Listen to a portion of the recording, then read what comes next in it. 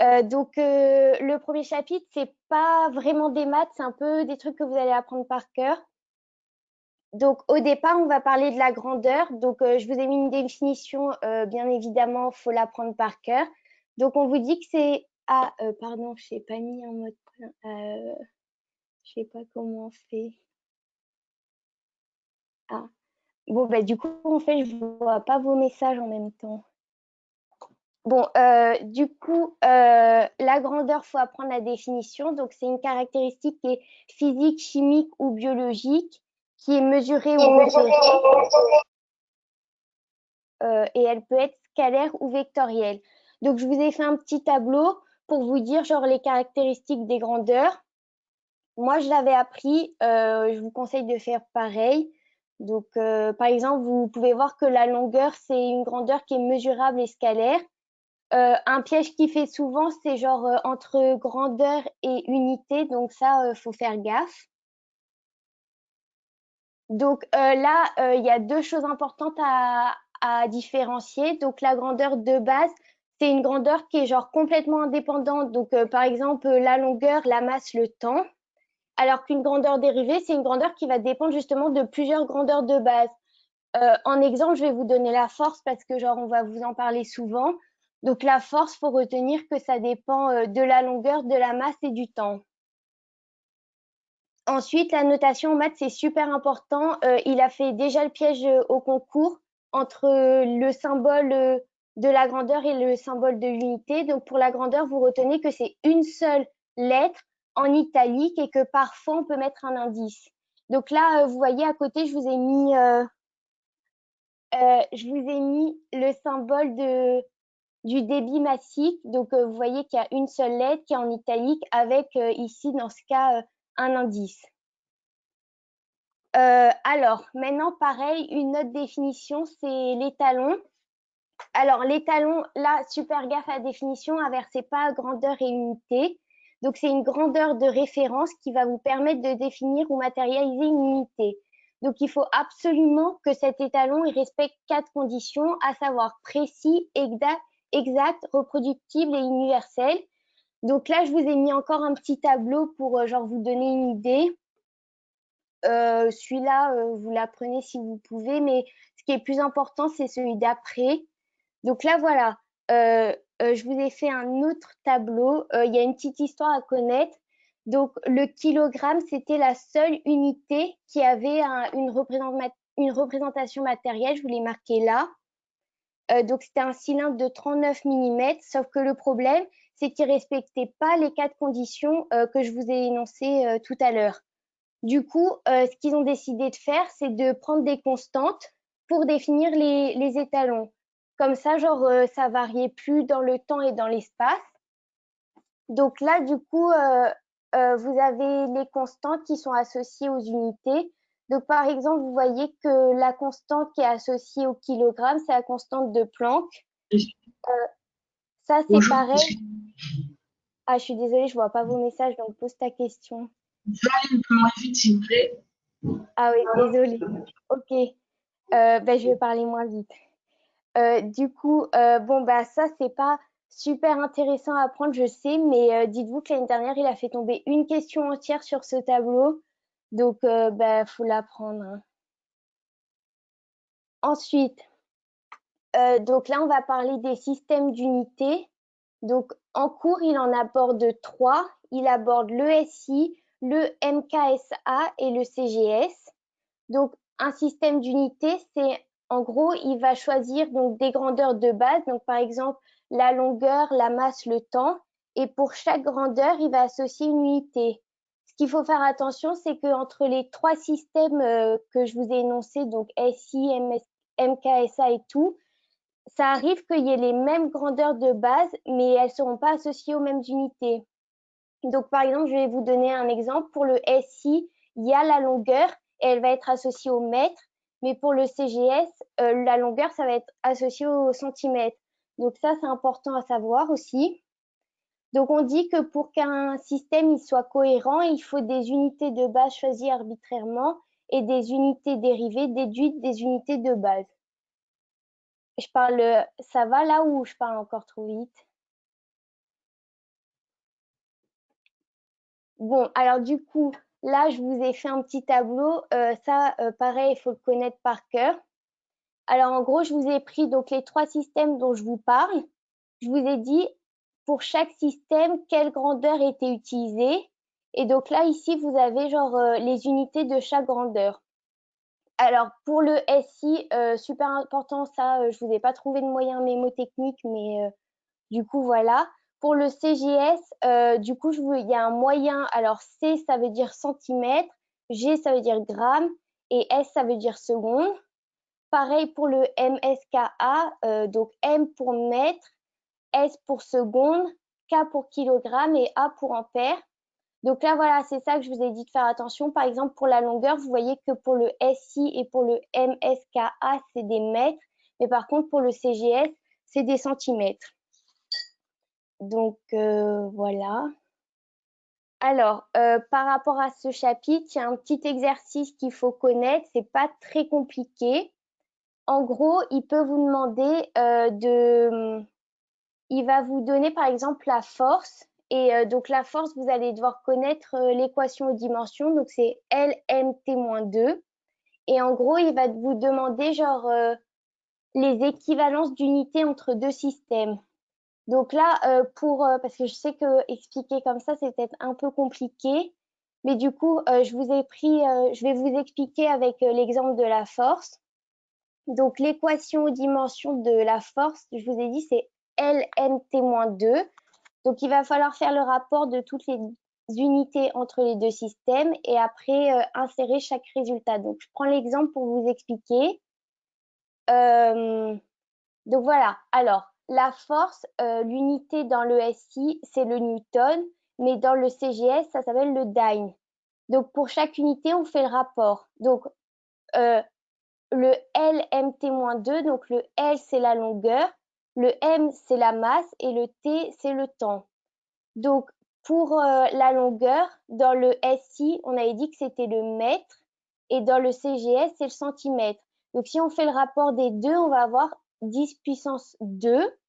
Pour la masse, on fait pareil et pour le temps, pareil. Du coup, après, on va insérer nos 10 puissances dans la, dans la, dans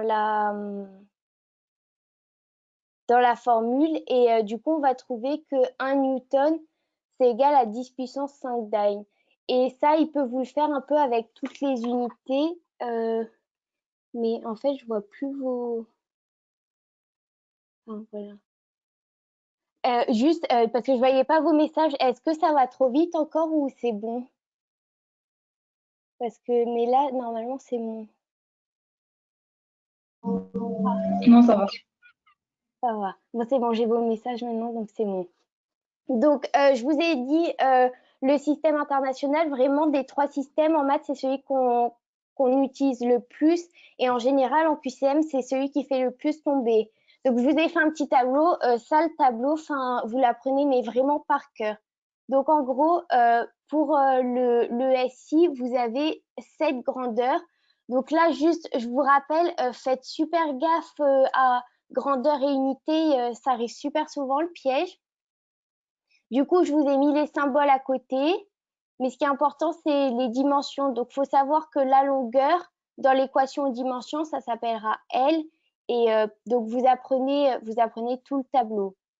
Et pareil, pour les symboles, vous faites super gaffe parce que, comme je vous ai dit, il a déjà fait tomber au concours et c'est des points qu'on perd vite. Alors là, ça, c'est un petit aparté. C'est important à savoir. En maths, il y a 2 unités qui n'ont pas de dimension, il faut absolument les savoir. Donc, il y a l'angle plan et l'angle solide. Donc là, vous voyez qu'il n'y a pas de dimension. Donc ça, c'est une question qui peut tomber en QCM aussi. Euh, donc tout à l'heure, dans le SI, ce que je vous ai présenté, c'était des unités qui étaient des grandeurs de base, en fait. Longueur, masse et tout, c'est des grandeurs de base. Mais du coup, maintenant, là, on va prendre l'exemple des unités dérivées donc, et donc des grandeurs. Ce qui tombe souvent, genre force, pression et travail, énergie et puissance, il faut absolument que vous connaissiez les dimensions.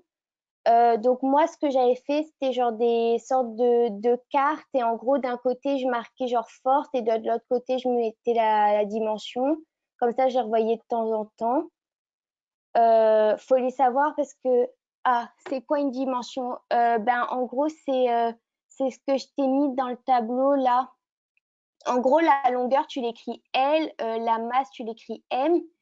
Et quand tu fais une équation aux dimensions, par exemple, genre la pression, tu vas apprendre que la pression, c'est la force sur la surface. Donc, en gros, ça permet de genre, je sais pas comment t'expliquer, mais en gros, ça va te permettre, par exemple, de connaître les unités dans les différents systèmes. Donc, par exemple, tu prends la pression, tu vas dire que c'est la force sur la surface. Donc, tu prends l'équation aux dimensions de la force et tu la mets sur L sur L au carré et ça va te donner L-1, MT-2. Alors, il y a des dimensions qu'il faut que tu apprennes par cœur parce que, genre, ça vient pas comme ça. Mais par exemple, la fréquence, en général, vous n'avez pas besoin de l'apprendre vu que vous savez que la fréquence, c'est 1 sur le temps. Donc, du coup, tu sais que c'est T-1. Donc voilà, mais par exemple, ouais, tout ce qui est activité, dose absorbée, équivalent dose, moi, je les avais appris par cœur. Et ça tombe super souvent au QCM. Donc maintenant, on va parler des conventions d'écriture. Alors, pour les puissances, il y en a deux qu'il faut absolument connaître. Donc, vous avez l'écriture scientifique et l'écriture ingénieur. Euh, donc, l'écriture ingénieur, en gros, genre, vous avez, vous allez avoir un 10 puissance quelque chose et il faut que la puissance, elle soit forcément un multiple de 3. Donc, par exemple, ici, je vous ai donné un exemple du coup, on l'a marqué 126 fois 10 puissance 6 et vu que l'exposant, c'est bien un multiple de 3, ben, c'est une écriture ingénieure. L'écriture scientifique, bon, celle-là, vous la connaissez en terminale, vous la faites souvent. En gros, il faut que vous écriviez il faut qu'il y ait un chiffre avant de votre virgule qui soit forcément différent de 0 et après la puissance du 10, peu importe. Mais par exemple, imaginons, je prends un autre exemple, je prends 1,26 fois 10 puissance 3. Ce sera aussi bien une écriture scientifique qu'ingénieur, ok? Donc voilà. Alors, les chiffres significatifs, en gros, c'est par exemple, vous prenez un nombre. Il faut les chiffres significatifs, ce sera tous les chiffres sauf le zéro, sauf si ce zéro il est placé entre des chiffres ou s'il est en dernier, mais que c'est le résultat d'une mesure. Je ne sais pas si c'est très clair, mais je vais vous prendre un exemple. Par exemple, si je vous dis que en passage, j'ai compté qu'il y avait exactement 3000 étudiants. Vu que c'est le résultat d'une mesure, je vais compter mes zéros après. Donc, il y aura 4 chiffres significatifs. Donc là, pareil, je vous ai pris un autre exemple. Je vous ai dit qu'il y avait 2 308 000 habitants environ. Vu que c'est environ, c'est pas le résultat d'une mesure. Du coup, ces trois derniers zéros, je vais pas les prendre en compte. Du coup, je vais dire qu'il y a 1, 2, 3, il y a 4 chiffres significatifs. Je sais pas si c'est clair. Est-ce que je vous ai perdu ou pas? Ok, bon, ça va. Donc, les chiffres significatifs, ça va être super important parce que, en gros, vous allez avoir genre différentes opérations à faire et pour chaque opération, on va compter le nombre de chiffres significatifs. Donc, il y a trois opérations qu'il faut connaître. Donc, addition, soustraction, les multiplications et les divisions et les puissances. Donc là, on va commencer avec les additions et les soustractions. Donc, en gros, vous faites gaffe parce qu'on ne compte pas forcément les chiffres significatifs de la même façon entre les opérations. Donc, pour les additions et les soustractions, on va compter le nombre en gros, pour chaque membre de votre opération, on va compter le nombre de chiffres significatifs après la virgule. Celui qui a le plus petit nombre de chiffres significatifs, donc on va dire que par exemple, imaginons le plus petit nombre, c'est 2. On va arrondir tous les autres membres de l'opération à 2 plus 1 chiffre significatif. On va effectuer les opérations et après le résultat final, on va l'arrondir à n chiffres significatifs. Donc ici, c'était 2. Par contre, si l'opération, elle comprend des puissances de 10, on va mettre tous les chiffres à la même puissance et cette puissance, on va prendre la plus haute puissance qu'il y a dans l'opération. Donc, je vous ai mis un exemple pour que vous essayiez de comprendre. Donc voilà, je vous ai pris ce calcul. Donc, on va compter tous les chiffres significatifs ensemble. Donc, par exemple, le premier, vous en avez 1, 2, 3, 4, 5, 6. Le deuxième, vous en avez 1, 2, 3, 4, 5, 6, 7. Et le dernier, vous en avez 3. Enfin, non, je suis bête, je suis désolée, on recommence. Pour les additions et les soustractions, on a dit qu'on comptait que les chiffres à la fin. Ma diapo, elle est fausse, je vais vous la refaire. Je suis désolée. Donc, pour le premier, il n'y en a que 4. Pour le deuxième, il y en a 6. Et pour le dernier, il y en a 1. Je vais vous la refaire, je suis désolée. Je vous la remettrai sur le forum. Donc, en gros, on l'a fait ensemble, hein. Le plus petit chiffre, on avait dit que c'était 1. Donc, en gros, là, on aurait dû tout arrondir. Et ici, tous, on aurait dû les arrondir. Là, vous voyez, à 2 chiffres significatifs. Du coup, là, on aurait dû prendre que eux. Et là, pareil. On effectuait les calculs et à la fin, on arrondissait qu'à un chiffre significatif. Mais je vais vous la refaire, celle-là, je suis vraiment désolée. Je me suis pas relue et c'est un peu la cata. Bon, normalement, les autres, c'est bon. Bon, du coup, pour les multiplications et les divisions, là, on compte genre tous les chiffres significatifs qui sont avant ou après la virgule. Donc, pareil, on prend le plus petit chiffre significatif, on va dire donc n. On arrondit tous les autres membres de l'opération à n plus 1 chiffre significatif. Pourquoi 2 et pas 1 par rapport aux additions et parce qu'en gros, on a dit que le plus petit chiffre significatif, c'était 1 et qu'on arrondissait tous les chiffres, les autres, à n plus 1, donc ça faisait 2. Et à la fin, le résultat final, on l'arrondit à 1, pas à 2. Hein. T'as compris, Victor, ou pas? Mais je vais vous la refaire, je suis vraiment désolée. Hein. Du coup, pour la multiplication et la division, vous arrondissez, vous prenez en compte tous les chiffres, donc avant ou après la virgule. Celui qui a le plus petit chiffre significatif, donc vous le dites qu'il y a n chiffres significatifs. Tout le reste, vous arrondissez à n plus 1. Vous faites l'opération et après, pour la multiplication,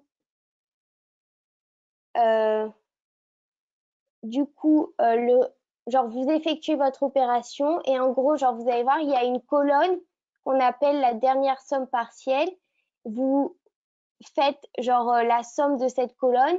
Si cette somme, elle est inférieure ou égale à 9, vous arrondissez, genre, à n, donc chiffre significatif, donc le n de départ. Et sinon, vous arrondissez à n plus 1. Donc, pareil, je vous ai pris un exemple. Normalement, lui, il n'est pas faux. Hein. Donc, je vous ai pris 256 fois 17. Là, on a dit qu'on prenait genre tous les chiffres. Donc là, j'en ai 2 et là, j'en ai 3 chiffres significatifs. Donc, du coup, lui, celui qui était à 3 chiffres significatifs, en fait, il était déjà arrondi à n plus 1, donc à 3. Là, vous faites le calcul, genre comme vous faisiez genre au collège, on fait ça. Et donc, en fait, vous voyez ce que je vous parlais tout à l'heure, la dernière somme partielle, c'est cette colonne. Donc, vous faites la somme, ça fait 3. Donc, 3, c'est bien inférieur ou égal à 9. Du coup, mon résultat, je vais l'arrondir à 2 chiffres significatifs.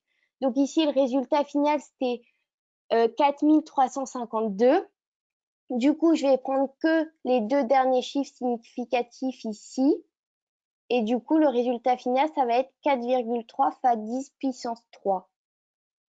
Donc voilà. Ensuite, pour les puissances et les racines, en gros, il faut savoir si... Donc là, je vous ai pris les racines. Il faut savoir si votre racine, elle intervient directement dans l'opération ou pas. Si elle intervient directement dans l'opération, vous arrondissez à n plus 1 chiffre significatif. Et si ce n'est pas le cas, vous arrondissez à n. Donc, par exemple, imaginons que j'ai pris le cas où ici, ça intervenait dans l'opération. Donc là, j'avais genre 4 chiffres significatifs. Quand c'est comme ça, le résultat, c'est le prof qui vous le donne. S'il le fait tomber en QCM1, vous n'avez pas à connaître. Donc là, vu que ça intervient dans l'opération, j'arrondis à n plus 1. Donc je vais arrondir à 5 chiffres significatifs. Du coup, on va arrondir jusqu'ici et on va dire que ça fait 7,262 et 9. Si au contraire, ça n'intervient pas dans l'opération, on arrondit à n chiffres significatifs. Ce qui intervient dans l'opération, c'est-à-dire que par exemple, genre c'est ta racine. Par exemple, si tu as une addition et que, genre, imaginons dans ton addition, tu avais genre 4,701 plus cette racine, et ben cette racine, elle intervenait dans l'opération. C'est OK? Bon, je pense que c'est OK, mais si c'est OK, bon, ça va. Et donc ici, par exemple, là, elle n'intervient pas dans l'opération. Du coup, j'arrondis à 5 chiffres significatifs, à 4 chiffres significatifs. Du coup, je m'arrête là. Sauf que ici, j'ai un 9. Donc, vous savez que... Non, non, j'ai dit au concours, genre, si tu as une racine, c'est le prof, en gros, si tu as une racine, il te donnera, genre, jusque-là, genre, tu auras le résultat. Donc, tu n'auras pas à la calculer. Et du coup, ici, voilà, vu que ici vous aviez un 9, vous savez que quand c'est supérieur à 5, vous arrondissez au-dessus. Donc, c'est pour ça qu'ici, je vous ai mis un 3. Du coup, voilà. Et dites-moi si je vous perds, hein. Et le dernier cas, c'est si dans l'opération, on vous fait intervenir des nombres transcendants. Donc, par exemple, c'est genre le pi ou l'exponentiel. Pareil, ces valeurs, genre, je les ai jamais vues tomber en QCM ou au concours. Donc, genre, il vous les donnera. Et quand vous avez ça, la valeur, c'est pareil, vous arrondissez à n plus 1 chiffre significatif. Du coup, voilà, je voulais vous dire autre chose. Ah oui, du coup, genre pour toutes ces règles d'opération, bah genre il n'y a pas trop d'explications, vous apprenez par cœur et voilà. Alors ça, bon, vous connaissez vite fait. Du coup, le tableau, il faut le connaître. Il y en a pas mal que vous connaissez déjà normalement, mais toutes peuvent tomber. Donc, par exemple, il faut savoir que le iota, c'est 10 puissance 24, etc. Et, euh, et en fait, ce qu'il peut vous demander de faire, c'est par exemple donner genre l'équivalence entre, on va dire par exemple, le kilogramme et le nanogramme. Donc, vous allez dire que genre 1 kilogramme, c'est égal à 10 puissance 12 nanogrammes. Vous comprenez ou pas? Ok. Donc, ce tableau, pareil, pas super intéressant à prendre, mais il faut l'apprendre. C'est pareil, moi j'avais fait genre des petits jeux de cartes, genre d'un côté je marquais la puissance et de l'autre côté je marquais par exemple, d'un côté de ma carte je marquais que c'était 10 puissance 24 et de l'autre côté je mettais que c'était un iota. Et genre par exemple si vous venez en bus ou quoi à la fac, ben vous les faites. Alors il y a quelqu'un qui n'a pas compris. En gros, il faut que tu apprennes genre que, par exemple, le kilo, tu sais que c'est genre 10 puissance 3. On est d'accord? Est-ce que tu as compris? Ok. Et ben en gros, genre, ce qu'il peut te demander au concours, c'est que il va te demander genre 1 kilogramme, c'est égal à genre au nanogramme. Et en gros, toi, tu vas dire que genre tu prends ta puissance de 3 et tu prends ta puissance de 10 puissance moins 9. Du coup, tu vas dire que, ben, je vais te prendre un exemple plus simple. Le kilogramme, tu sais que c'est égal à genre 1000 grammes. Donc, du coup, tu vas dire que 1 kilo, c'est 10 puissance 3 grammes. C'est OK? T'as compris ou pas? OK, parfait. Bon, alors ensuite, là, on passe au deuxième chapitre. Donc, c'est le chapitre genre, sur les fonctions usuelles. Du coup, au début du cours, il vous donne une définition. Donc, il vous dit que c'est une fonction, que f de x est une fonction de la variable x si à toute valeur de x choisie dans un sous-ensemble de D de R, f de x fait correspondre à une valeur bien déterminée y d'un sous-ensemble I de R. Donc, ça, c'est la définition genre que vous connaissez. Il y a deux choses importantes ici à retenir. Il faut faire la différence entre une fonction algébrique ou une fonction transcendante. Donc, les fonctions algébriques, c'est toutes les fonctions genre qui font intervenir des polynômes. Donc, par exemple, genre f de x égale ax plus b, c'est une fonction algébrique. Donc, ça fera, genre, ça peut faire intervenir des sommes, des produits, des soustractions et aussi, genre, des racines carrées. Une fonction transcendante, c'est genre tout le reste. Donc, par exemple, les fonctions exponentielles, sinus, cosinus, logarithme ou genre les logarithmes n'est pas rien. OK? Donc, là, le sens de variation, bon, ça, vous connaissez, mais je vous l'ai mis quand même en rappel. Donc, vous savez que si votre x, il augmente et que votre y aussi, donc là, je vous ai mis un petit schéma, vous savez que vous pouvez dire qu'elle est croissante. Si au contraire, quand x augmente et que y diminue, alors elle est décroissante. Et ensuite, dire que la fonction est monotone, c'est-à-dire que dans tout l'intervalle, elle sera soit croissante, soit décroissante. Donc voilà. Ensuite, au niveau de la limite, donc par exemple, genre, si vous prenez une fonction f de x et que vous faites énormément augmenter le x, mais que votre y, genre au bout d'un moment, il reste constant, vous pourrez dire qu'au bout d'un certain temps, votre fonction, elle tend vers une limite donc qui est y. Du coup, ça, c'est les formules qu'ils donnent dans le cours, mais ça veut dire exactement la même chose. Et par exemple, vous savez que genre l'exponentielle, au bout d'un moment, elle tend vers plus l'infini. Donc ça, c'est un exemple qu'il faut connaître. Donc là, on va parler des dérivées. Donc là, pareil, dans le cours, il a mis des petites définitions. La première, elle est importante, elle tombe souvent. Donc la dérivée représente le taux de variation instantanée de y en x0. La formule ici que je vous ai mis, je ne l'ai pas encadrée, mais genre, il faut la connaître aussi. Et du coup, ça, c'est important. Genre, il fait tomber des fois genre, des graphiques d'une fonction. Et ce qu'il faut savoir, c'est que donc, il va vous mettre votre fonction et il va, par exemple, à un point M, il va mettre la tangente au point M. Donc, en fait, la tangente, je ne sais pas si vous savez, mais c'est en gros la droite qui passe par le point M avec un angle 0. Et en gros, cette tangente, c'est la pente de cette tangente. Ouais, voilà, la tangente, c'est la dérivée de la fonction f au point M. Donc ça, voilà, aussi à savoir. Alors là, c'est un petit exercice aussi qui tombe souvent. Donc, c'est les dérivées partielles et la différentielle totale. En gros, il va vous donner une fonction qui dépend de deux variables. Donc, par exemple, ici, je vous ai pris un exemple. La fonction f, elle dépend des variables x et de la variable t. Donc, la dérivée partielle, ça va être la dérivée de la fonction f en fonction de une seule variable. Donc, par exemple, on va dire je dérive f en fonction de x et du coup, dans ce cas, je considère la variable t comme constante. Vous comprenez ou pas? Ok.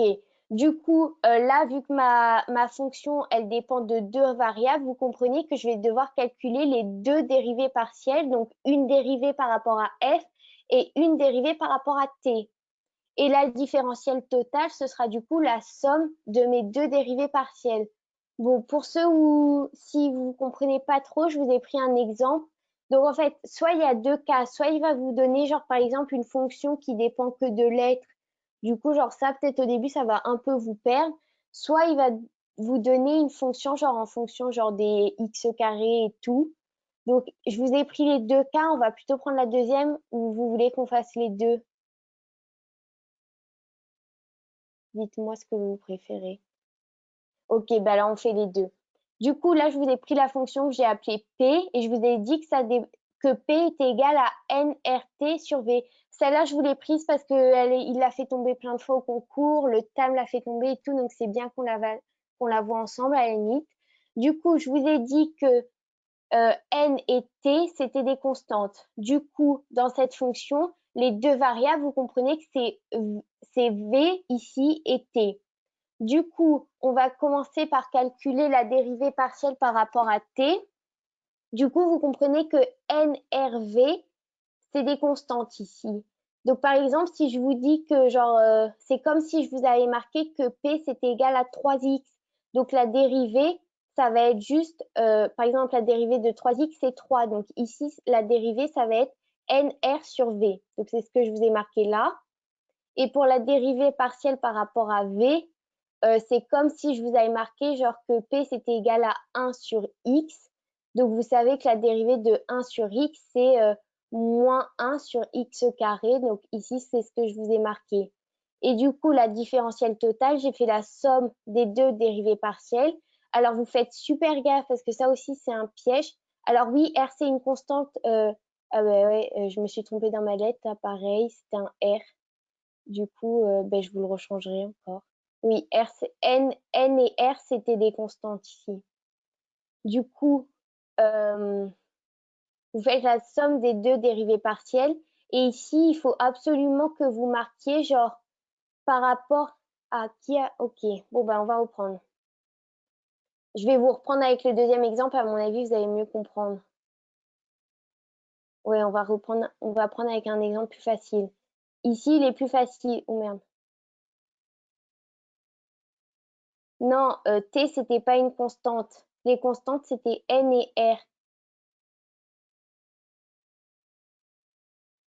Ouais. Bon, du coup, je vous ai pris une autre fonction. Donc, la fonction, c'est x au cube plus t plus l'exponentielle de t. Donc là, vous voyez bien que les deux variables, c'est x et t. OK? Du coup, ici, on va commencer par faire la dérivée partielle par rapport à t. Donc, c'est-à-dire que ça, x cube, je considère que c'est une constante. Du coup, la dérivée, ben, genre la constante, ça ne donnera rien. La dérivée de t, c'est 1. Et la dérivée de l'exponentielle de t, c'est exponentielle de t. OK? Donc là, c'est ma dérivée partielle de f par rapport à t. Ici, on fait la dérivée partielle de f par rapport à x. Du coup, ça, c'est des constantes, t et e à l'exponentielle de t. Du coup, je m'occupe juste de dériver x au cube. Donc, la dérivée de x au cube, c'est 3x2. Et du coup, la dérivée totale, ça va donner la somme de mes deux dérivées partielles. Et pareil, on n'oublie pas de marquer dt. On utilise la formule de tout à l'heure pour trouver les dérivées partielles. Ben, les dérivées partielles, genre, en gros, genre, c'est comme si tu dérivais ta fonction.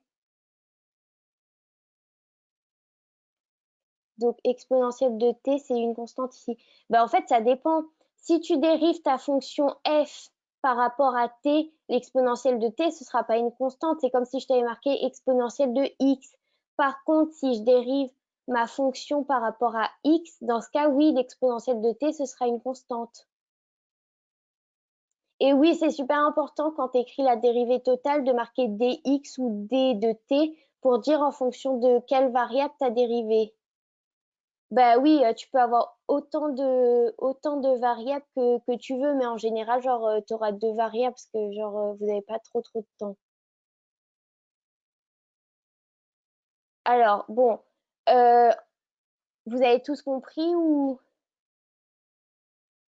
pas? Ok, bon, ça va.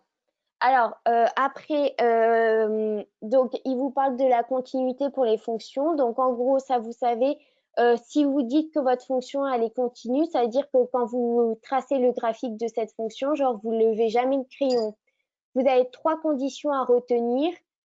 Super important de retenir les trois conditions. Elles tombent genre souvent en QCM. Donc, dire que ma fonction, elle est continue en C, ça veut dire que f de C est définie, que la limite de f de x quand x tend vers C existe et que du coup, cette limite est égale à f de C. Euh, des exemples de fonctions continues à connaître, je vous ai mis sinus, cosinus, exponentielle. Ça, c'est à savoir. Il n'y a rien de spécial à comprendre ici, mais,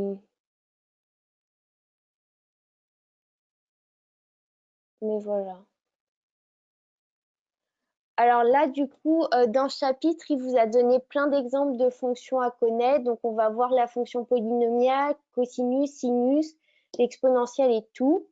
Donc, la fonction polynomiale, c'est celle que genre vous connaissez depuis le début. Donc, par exemple, c'est ax plus b, c'est f de a égale a, tout ça. Donc, là, c'est genre la... attends. Si tu as une des trois conditions qui n'est pas respectée, ta fonction est pas continue. Donc, par exemple, si en QCM, il vous dit, si par exemple en QCM, on vous donne que deux conditions, vous mettez faux, hein. Il faut absolument qu'il y ait les trois conditions. Alors, du coup, on reprend la fonction.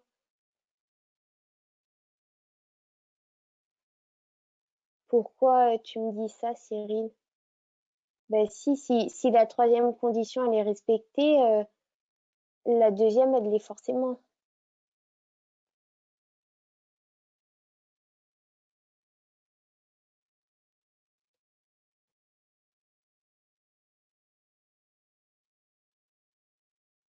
Ben, elle est pas à part. Il y a juste trois conditions.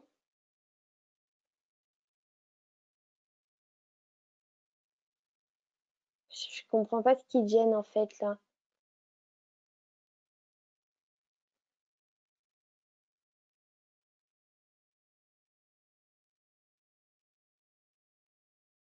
Donc si en QCM on nous donne que la condition.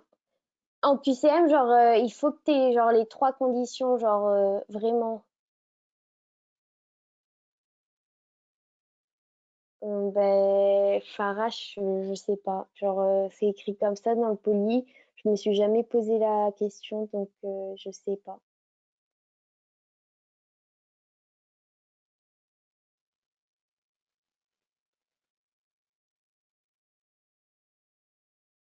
Je vais réfléchir et genre au pire je vous donnerai la réponse sur le forum, comme ça on perd pas trop de temps parce qu'il reste encore pas mal de trucs à voir. Du coup, on reprend avec la fonction polynomiale.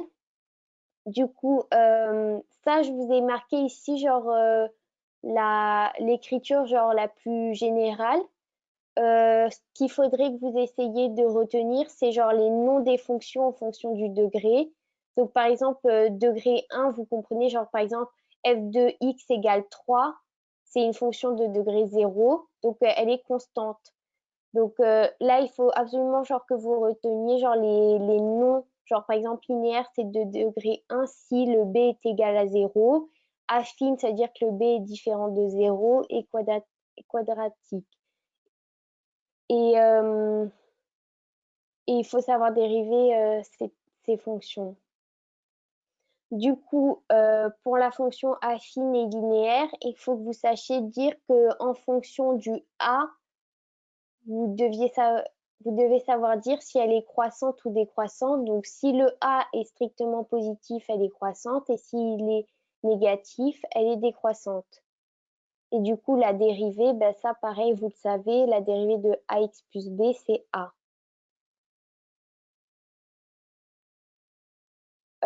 Pour la fonction quadratique, donc on a dit que c'était ax2 plus bx plus c. La dérivée, c'est du coup 2ax plus b. Je perds personne là quand même. Ça va tout le monde? Je sais que je vous ai un peu embêté avec la continuité, mais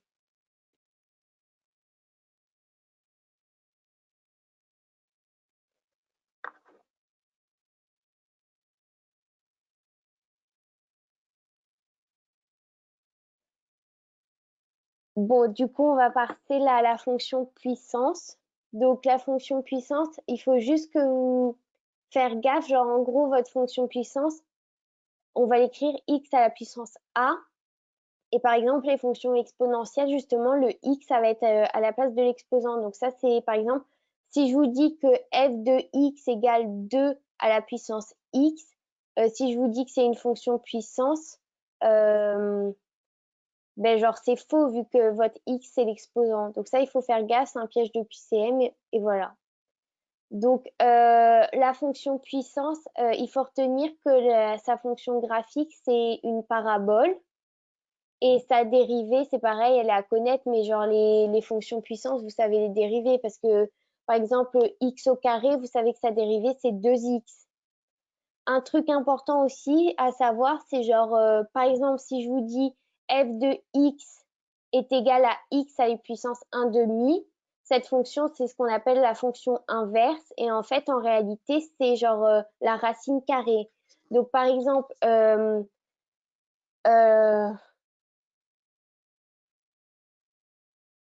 si je vous dis que c'est x à la puissance 1 tiers, ce sera la fonction cubique. Donc, imaginons, je vous dis genre f de x est égal à x à la puissance 1 demi. Vous comprenez que c'est genre la racine carrée de x. Et du coup, sa dérivée, ce sera 1 sur 2x. Donc ça, les dérivées, ce que vous avez vu au lycée, je vous apprends rien normalement. Pareil, il faut les connaître et voilà. Alors, maintenant, donc là, voilà, la fonction exponentielle, je vous l'ai mis là, vous faites super gaffe, genre le x est l'exposant contrairement à la fonction puissance. Donc, la dérivée de la fonction exponentielle, c'est elle-même en fait. Il y a des rappels sur les opérations, ça je ne vais pas détailler avec vous, normalement vous les connaissez. Si ça vous pose un problème, vous m'envoyez un message après. Vous allez voir, il a mis plein d'opérations pour les fonctions exponentielles, la logarithme népérienne et le logarithme. Donc voilà. Ensuite, donc là, voilà, c'est encore une diapo sur la fonction exponentielle. Donc vous savez, genre la fonction exponentielle, vous connaissez le graphique, genre elle est strictement croissante, enfin elle est strictement positive. Donc c'est une fonction continue, ça je vous l'ai dit tout à l'heure. Et donc en gros, ça c'est une phrase, elle peut vous paraître compliquée, mais en réalité elle est facile. Donc il vous dit que c'est une bijection de R vers les R+. Donc ça veut dire que genre votre fonction exponentielle, elle est valable pour tout x qui va de moins l'infini à plus l'infini. Et quel que soit le x, votre fonction, elle sera strictement positive. Donc, une phrase qui est importante à connaître, il faut savoir que la fonction exponentielle et la fonction réciproque de la logarithme népérienne, peu importe l'ordre des fonctions, c'est toujours vrai. Vous avez deux valeurs à connaître absolument. L'exponentielle de 0, ça vaut 1 et le logarithme de 1, ça vaut 0. Et du coup, là, pareil, ça, normalement, vous le savez que le ln de l'exponentielle, ça vaut x et que l'exponentielle du ln de x, ça vaut x. Donc ça, c'est vachement utile. Genre, par exemple, on va le voir dans le chapitre d'après, vous allez avoir un chapitre sur les équations différentielles. Ça arrive qu'ils vous mettent l'exponentielle du ln de x. Donc, quand c'est comme ça, vous ne cassez pas la tête, vous dites que c'est x et ça va beaucoup plus vite. Donc maintenant, on va voir la fonction logarithme népérienne. Donc on a un peu vu ici. Donc c'est pareil, une fonction qui est croissante comme l'exponentielle, mais dans le cas de cette fonction, elle n'est pas valable pour tous les x. Elle est valable uniquement pour les x qui vont du 0 exclu à plus infini. Donc la dérivée du logarithme népérien, c'est 1 sur x. Et là encore, vous avez des propriétés élémentaires à connaître, mais je pense que genre vous les connaissez, donc on va pas s'éterniser dessus. Du coup, maintenant, ça, vous avez la fonction logarithme de base a de x. Donc, la plus connue que vous connaissez, c'est le logarithme de base 10. Donc, ici, vous marquez log de 10 de x. Donc, ça veut dire que c'est ln de x sur ln de 10.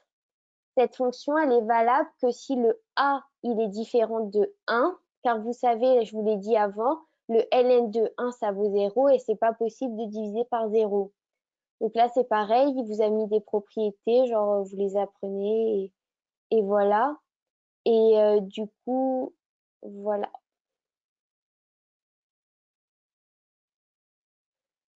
Alors, ici, vous avez genre, il vous parle à un moment du développement en série. Toutes ces informations, je ne sais pas si vous allez les avoir cette année en passe parce que j'ai regardé votre programme, il m'a l'air un peu allégé par rapport à nous. Du coup, ça se peut que vous ayez genre des infos que je vous donne là qui ne seront pas au concours. Mais du coup, je vous ai tout mis au cas où. Du coup, le développement en série, en gros, c'est une méthode qui permet d'étudier les fonctions. Donc, en gros, ici, vous cassez pas la tête, hein. Vous apprenez que la formule générale. Et le but, c'est que, quelle que soit la fonction que je vous donne, vous puissiez l'appliquer. Donc, on vous dit que le développement en série, c'est f de 0 plus la première dérivée de f de 0 sur 1 plus x, et genre vous le faites jusqu'à genre l'infini. Donc je vous ai mis 3 exemples. Donc par exemple ici vous savez que genre l'exponentielle de 0 ça vaut 1. Du coup pour l'exponentielle ça vaut 1 plus 1 fois x sur 1 et vous faites ça genre à l'infini. Donc moi, votre page, j'apprendrai pas toutes les formules parce que ça sert à rien, mais il faut juste que vous sachiez appliquer le cas général. Vous avez compris ou je répète?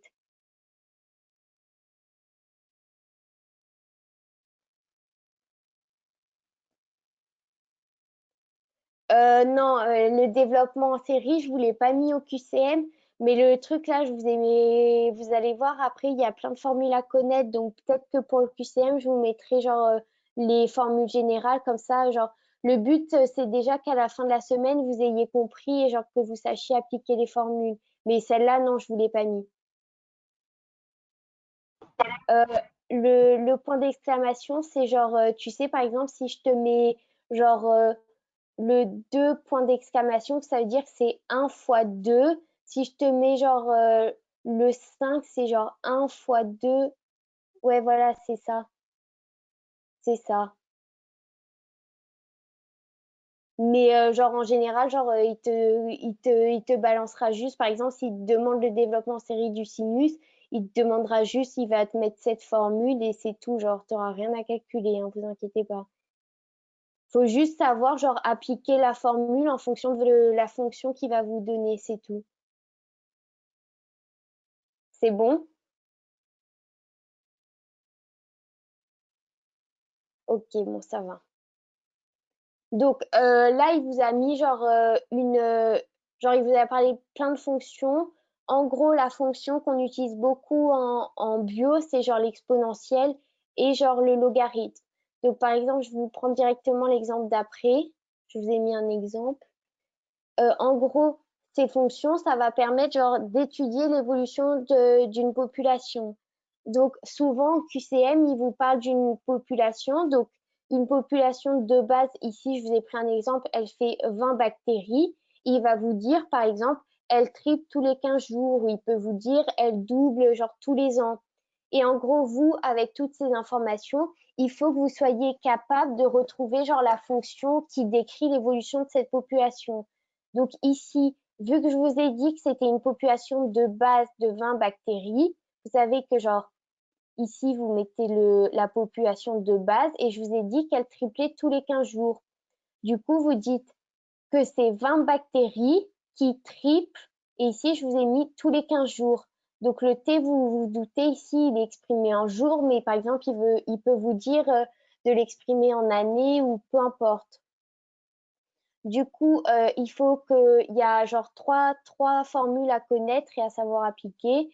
Donc, il peut vous la demander en fonction de l'exponentielle. Donc, vous dites que c'est 20 bactéries exponentielles, donc du temps fois ln de 3. Donc, ln de 3, ça veut dire qu'elle triple. Et vous divisez par 15 parce qu'ici, elle triple tous les 15 jours. Et pareil avec le logarithme. Donc, vous avez compris ou pas? Alors. Mais vraiment, dites-moi si vous comprenez pas, hein. Oui, T, c'est le temps. Donc, le temps, il peut vous demander. Alors, il y a quelqu'un qui n'a pas compris. Donc, je reprends. En gros, ton exponentielle, ou n'importe quelle fonction, elle va te permettre ici. Donc, ça, ben, en gros, Solène, genre pour répondre à ta question, en gros, par exemple, ça va permettre de te calculer à un instant T. Par exemple, si genre tu débutes ton expérience, si au bout de 1 mois tu veux genre avoir une estimation de ta population, et ben tu vas dire que T c'est du coup 30 jours et tu vas calculer avec ta formule et ça va te donner genre combien tu auras de bactéries au bout d'1 mois. C'est OK? Oui, oui, c'est pareil. C'est juste que genre quand j'ai rentré les formules dans mon ordi, ça, il y en a un T qui est passé en majuscule, mais c'est le même. Si vous voulez, je pourrais changer quand je vous mets la diapo. Du coup, tout le monde a compris ou toujours pas? Parce que ça, c'est important, ça tombe souvent en QCM. Ok. Donc, ça,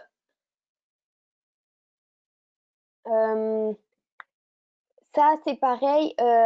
Donc, la fonction logarithme, elle va permettre de linéariser vos fonctions. Vous n'avez pas grand-chose à retenir. Juste, en gros, il faut que vous sachiez, par exemple, en fonction de la fonction qui vous donne, il faut que vous sachiez dire si c'est une transformation semi-log ou une transformation log-log. Donc, par exemple, si je vous mets que y c'est égal à 6x à la puissance 3, il faut que vous arriviez à associer mon 6x à la puissance 3 à ce type de formule. Et dans ce cas, vous allez dire que c'est une transformation log-log. Et pareil, par exemple, si je vous dis que y c'est égal à 3e de genre 3x, il faut que vous soyez capable de dire que c'est une transformation semi-log. Là, pareil, il n'y a pas grand-chose à comprendre. Ça tombe de temps en temps, mais ouais, moi ça je l'avais appris par cœur. Les maths en passe, c'est que du par cœur. Le premier poly, il n'est pas super intéressant, donc ouais, c'est quand même pas mal du par cœur. Le deuxième poly, ce sera des probas, donc là vous auriez, enfin, les probas, faudra comprendre et pas apprendre. Mais le premier poly, c'est genre des points cadeaux au concours. En général, genre c'est 7 points et les 7 points, faut les avoir, genre. C'est important. Oui, les polis, c'est à fac qui vont vous donner à la rentrée. Ok. Oui, du coup, c'est les formules qui différencient le log-log et le semi-log. Du coup, c'est pour ça que je vous ai fait un tableau. Genre, je vous ai mis les. Par exemple, pour la semi-log, il y a enfin, il y a deux formules types à connaître. Et pour le log-log, c'est pareil. Ok?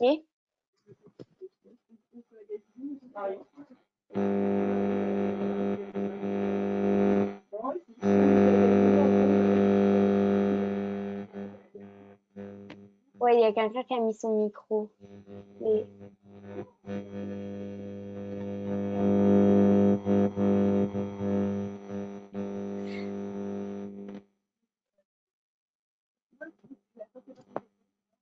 bon, on continue. J'espère que le micro, ça va pas vous gêner. Là, on va terminer les fonctions visuelles avec deux fonctions. Vous avez la fonction sinus et la fonction cosinus. Pour les deux fonctions, vous avez quelques informations à connaître. Oui.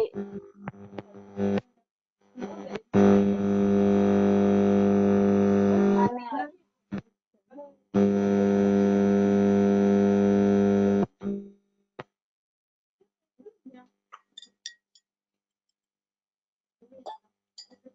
C'est bon, vous m'entendez là ou c'est bon? Ah merde.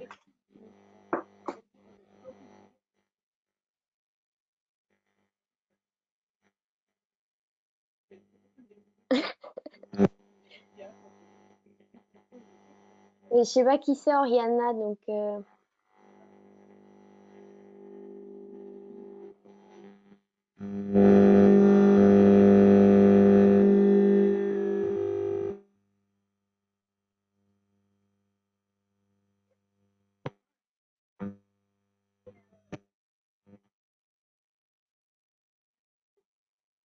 bon, là, ah bah non.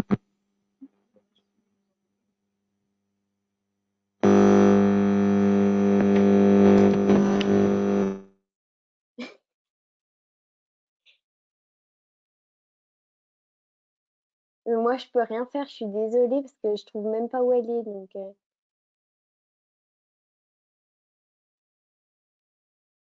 Mais là, je crois qu'elle est partie. C'est bon, vous m'entendez? Ok, parfait. Donc, on reprend. Donc, là, pour les fonctions usuelles, on va terminer par deux fonctions. Donc, vous avez la fonction sinus et la fonction cosinus. Pour ces deux fonctions, vous avez genre quelques petites informations à retenir. Faut faire gaffe parce qu'il faut surtout pas se mélanger entre les deux fonctions. Il se fait souvent le piège. Du coup, ici, je vous ai mis le graphe de la fonction sinus. On s'en fout un peu du graphe, mais c'était pour que, genre, visuellement, ceux qui sont visuels, genre, ils puissent retenir. Donc, il faut que vous reteniez que c'est une fonction périodique de période 2π. Donc, ça veut dire que tous les 2π, la fonction, genre, elle va se répéter. Donc, elle est symétrique par rapport à l'axe des origines. Donc, ça veut dire que sinus de 0, ça vaut 0. Ça, c'est un piège qui arrive souvent. Ensuite, il faut que vous reteniez que c'est une fonction impaire. Donc, ça veut dire que f de moins x est égal à moins f de x. Donc, par exemple, ben voilà. Et ensuite, il faut que vous reteniez genre les dérivés. Donc, sinus x, c'est super important, c'est cos x. Et en fait, il faut que vous reteniez que la dérivée seconde de sinus, c'est pas sinus, mais c'est moins sinus. Ça, c'est une question genre qui tombe en QCM. Donc, pareil, c'est important.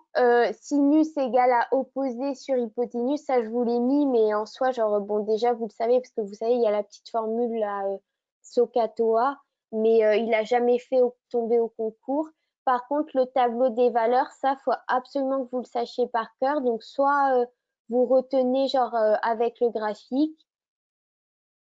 Alors, sinus, quand j'écris sinus avec 2 apostrophes, oui, ça veut dire que c'est la deuxième dérivée. Donc, ça veut dire que genre, je vais dériver une fois sinus et après, je redérive cosinus x. Et du coup, voilà. C'est OK ou pas? Genre là, vraiment pour la fonction sinus, vous retenez genre ça, tout ce que je vous ai mis, sinus égale opposé sur hypoténuse, je vous l'ai mis, mais en soi, genre, on s'en fout. Et du coup, voilà. Donc après, je vous ai fait pareil avec la fonction cosinus.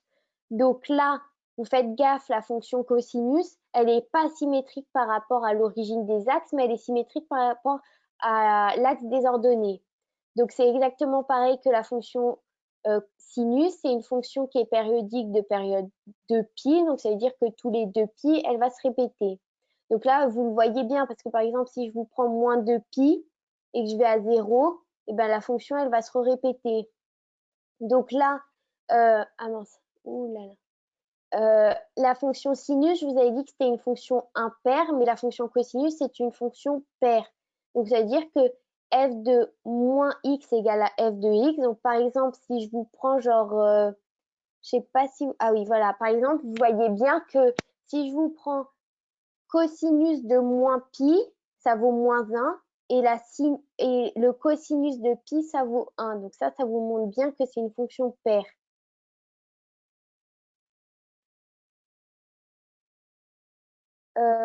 On n'a pas à connaître toutes les valeurs qu'il faut que tu connaisses, je vous les ai toutes mises dans le tableau. C'est le tableau que vous allez avoir dans le poly. Il y a juste ça qu'il faut connaître. Et donc là, pareil, je vous ai mis la dérivée du cosinus. Donc vous faites gaffe, c'est pas sinus, c'est moins sinus. Et donc pareil, la deuxième dérivée du cosinus, c'est pas cosinus, mais c'est moins cosinus. Donc on ne peut pas dire que la seconde dérivée de cosinus est elle-même, c'est pas le cas. Donc ça, vous faites gaffe, c'est un piège. Hein. Non, t'as rien à savoir démontrer. Ceux qui aiment bien faire des démonstrations, vous pouvez apprendre, genre, il y a des endroits, c'est intéressant, mais au concours, il ne te demandera jamais de démontrer quoi que ce soit. Hein. Alors, ça, pareil, c'est genre, là, vous avez bien compris, genre, des fois, je vous ai montré, genre, les exercices types. Le mouvement harmonique, ça fait partie des exercices types qui tombent très souvent au concours. Du coup, en gros, il va vous donner une formule. Donc, à la forme S de t égale K sinus ou cosinus oméga t plus K. Donc, quand il vous donne ce type de formule, il y a 4 choses que vous devez savoir repérer.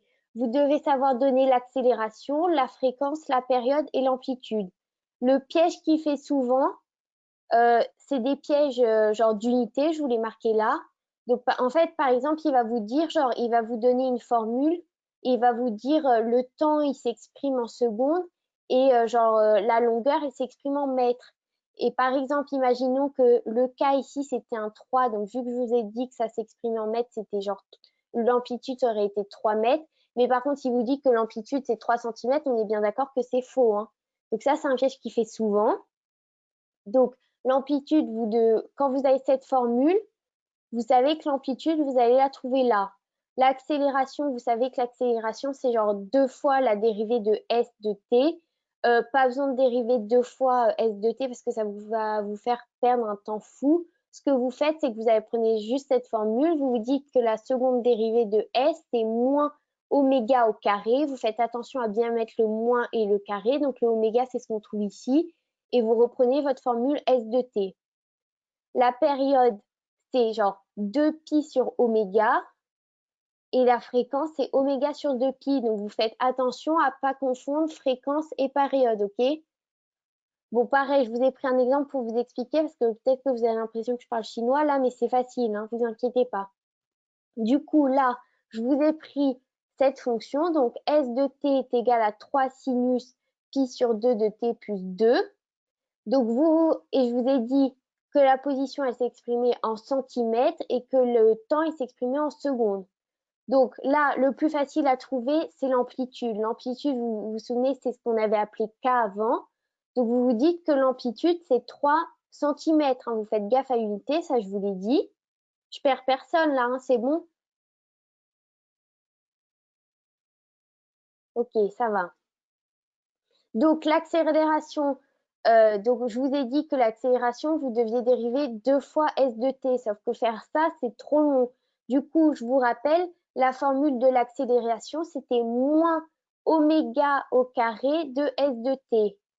Donc là, c'est pour ça, donc vous avez le moins, vous avez le pi sur 4, le pi il est au carré, mais le carré, j'ai dû le couper quand j'ai fait copier-coller, donc je vous le remettrai pareil quand je mettrai le truc sur le forum du TAB. Et vous reprenez S de t, donc ici, vous avez 3 sinus pi sur 2, enfin, vous reprenez votre formule. Ensuite, pour la période, on avait dit que la formule, c'était 2pi sur oméga. Donc, oméga, je ne sais pas si vous avez compris, oméga, il est là, donc c'est pi sur 2. Donc, vous dites que la période, c'est 2pi sur 2, et vous dites que c'est 4. Le temps, on a dit qu'on l'exprimait en secondes, donc la période, ce sera toutes les 4 secondes. Et la fréquence, c'est l'inverse de la période. Donc, soit, par exemple, si on vous demande la fréquence et la période, vous en calculez un et l'autre, vous dites que c'est l'inverse. Donc ici, vous voyez bien que la fréquence, c'est 1 sur la période, donc 1 sur 4.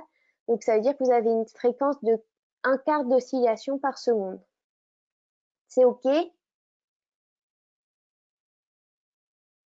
OK. Oui, les calculs, faut les faire de tête, mais genre, ils sont pas très compliqués, hein. Parce que, par exemple, après, genre, on te demandera, genre, enfin, genre, tu vois bien que les pi s'annulent, donc,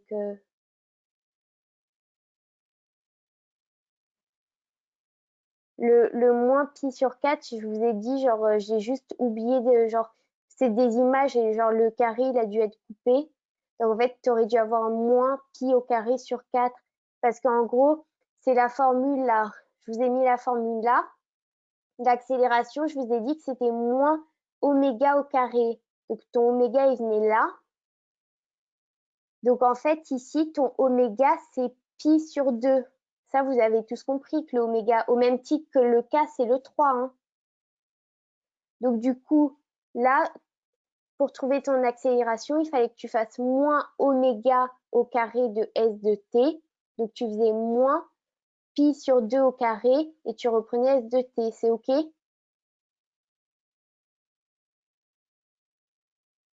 Le 4 sort d'où? Ben, si tu fais pi sur 2 au carré, c'est comme si tu écrivais pi sur 2 fois pi sur 2.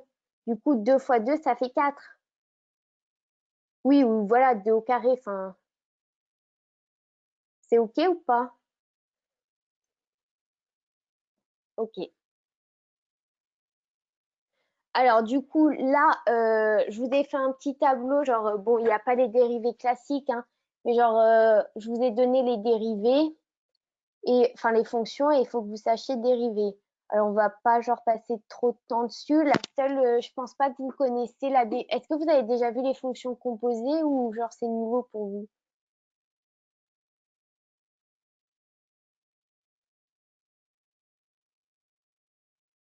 Bon, on va juste faire la fonction composée parce qu'il y en a qui l'ont pas vue. Et les autres, genre, les autres, vous savez dériver normalement. De toute manière, le tableau, vous l'aurez et voilà. Donc, en fait, une fonction composée, c'est genre, vous prenez genre une fonction Et en fait, dans cette fonction, genre, il y aura une autre fonction qui sera intégrée. C'est pour ça qu'on l'écrit g de h de x. Donc là, l'exemple que je vous ai pris, c'est sinus 3x2 plus 6x. Donc vous voyez que le 3x2 plus 6x, il est dans la fonction sinus. Donc pour dériver, en gros, vous avez la formule, genre, je vous ai mis la formule ici. Donc du coup, vous allez commencer par dériver 3x carré plus 6x. Ah mince, j'ai cliqué, il fallait pas. Donc du coup, la dérivée de 3x2 plus 6x, c'est 6x plus 6. Et ensuite, vous allez dériver seulement vous allez prendre seulement la dérivée du sinus et vous allez laisser les parenthèses genre telles quelles. Du coup, vous allez dire et vous allez genre unir vos deux dérivées. Du coup, ici, on avait dit que la dérivée c'était 6x plus 6. La dérivée de sinus c'est cosinus. Du coup, vous avez marqué que c'est 6x plus x fois cosinus de 3x2 plus 6x. Vous avez compris ou c'est compliqué?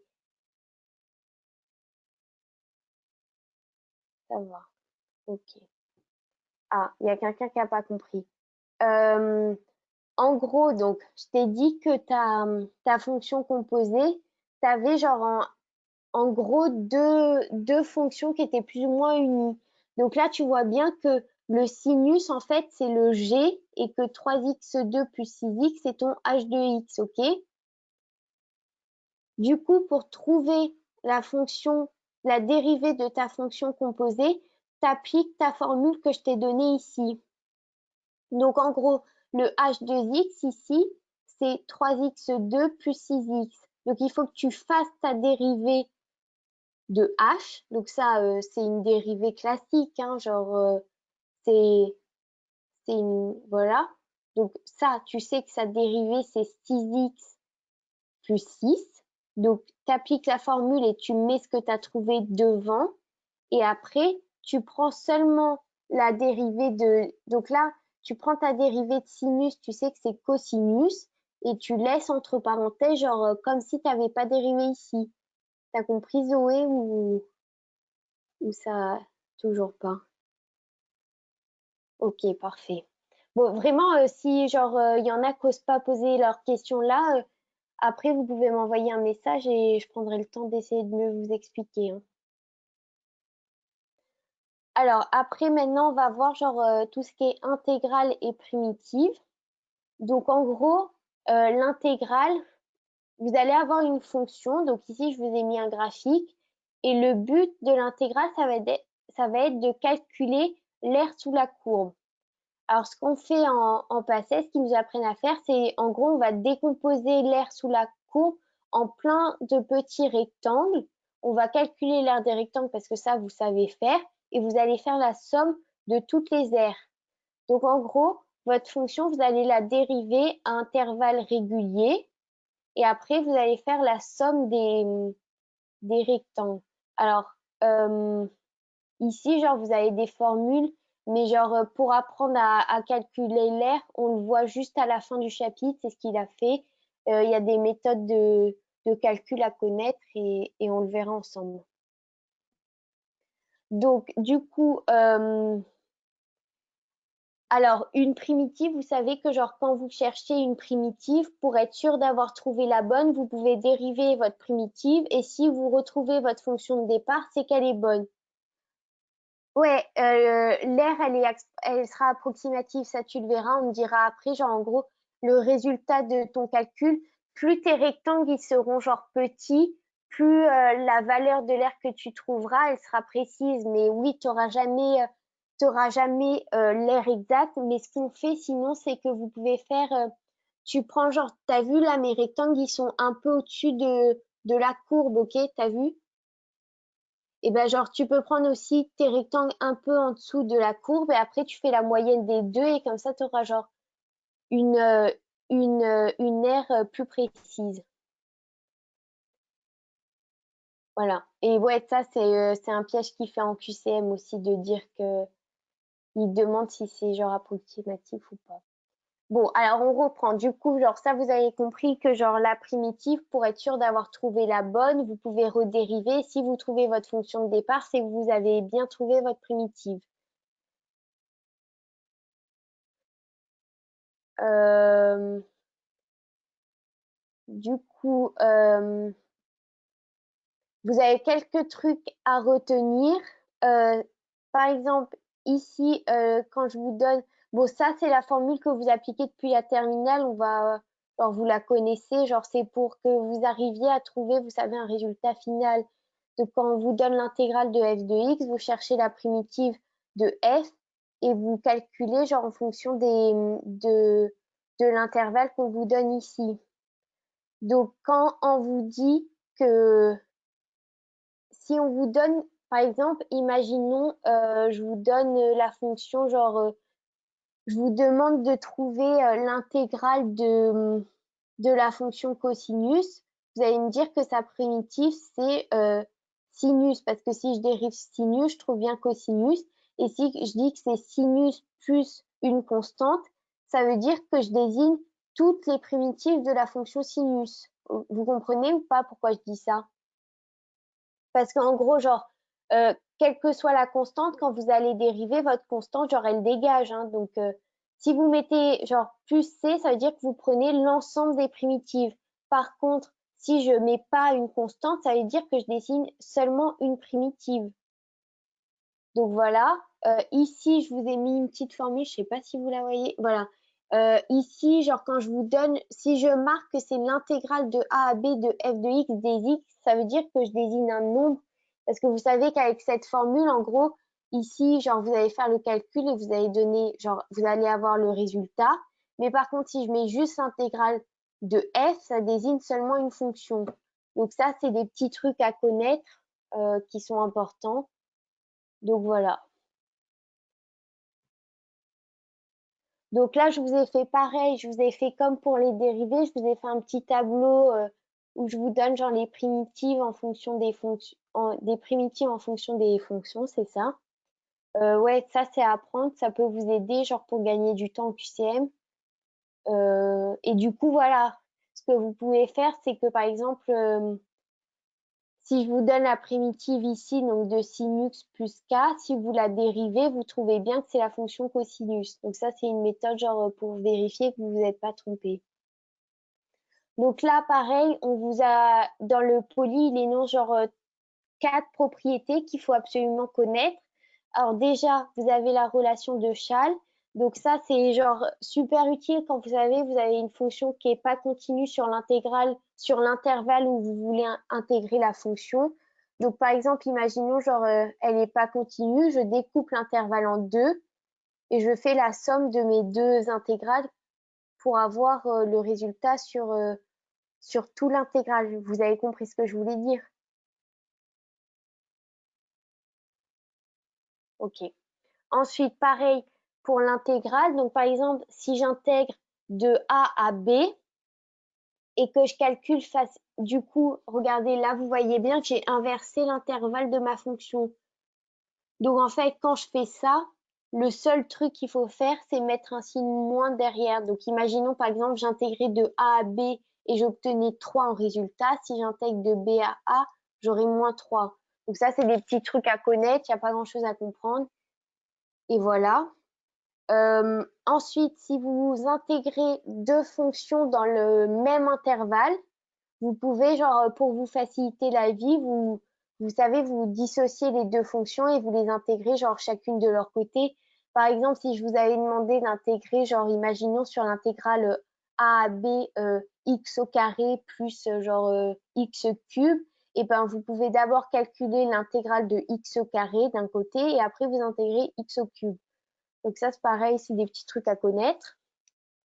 Et enfin, la dernière propriété, c'est quand vous avez une constante devant votre fonction, vous pouvez la faire sortir de l'intégrale. Et genre, quand vous obtiendrez votre résultat, vous multiplierez le résultat par la constante. Par exemple, je vous donne, par exemple, si je vous avais demandé d'intégrer genre la fonction genre 3x, vous pouviez dire que genre vous sortiez le 3 ici, vous cherchez seulement à intégrer x et après vous allez multiplier par vous allez du coup vous allez obtenir le résultat pour ma fonction x. Et après, avec ce résultat, imaginons que le résultat était genre 6, vous allez dire que le résultat de tout, c'est 3 fois 6. Du coup, voilà.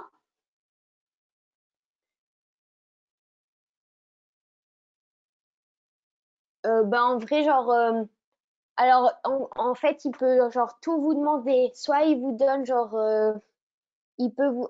En vrai, ce qu'il fait en général, c'est que il vous fait appliquer, genre par exemple, il peut vous demander d'intégrer genre 3x comme je vous ai dit, et genre en gros, c'est à vous de vous dire, ça c'est un peu genre des aides qu'il vous donne pour que vous réussissiez les exercices. Vous voyez ce que je veux dire? Genre, c'est des moyens pour que vous arriviez à calculer le résultat.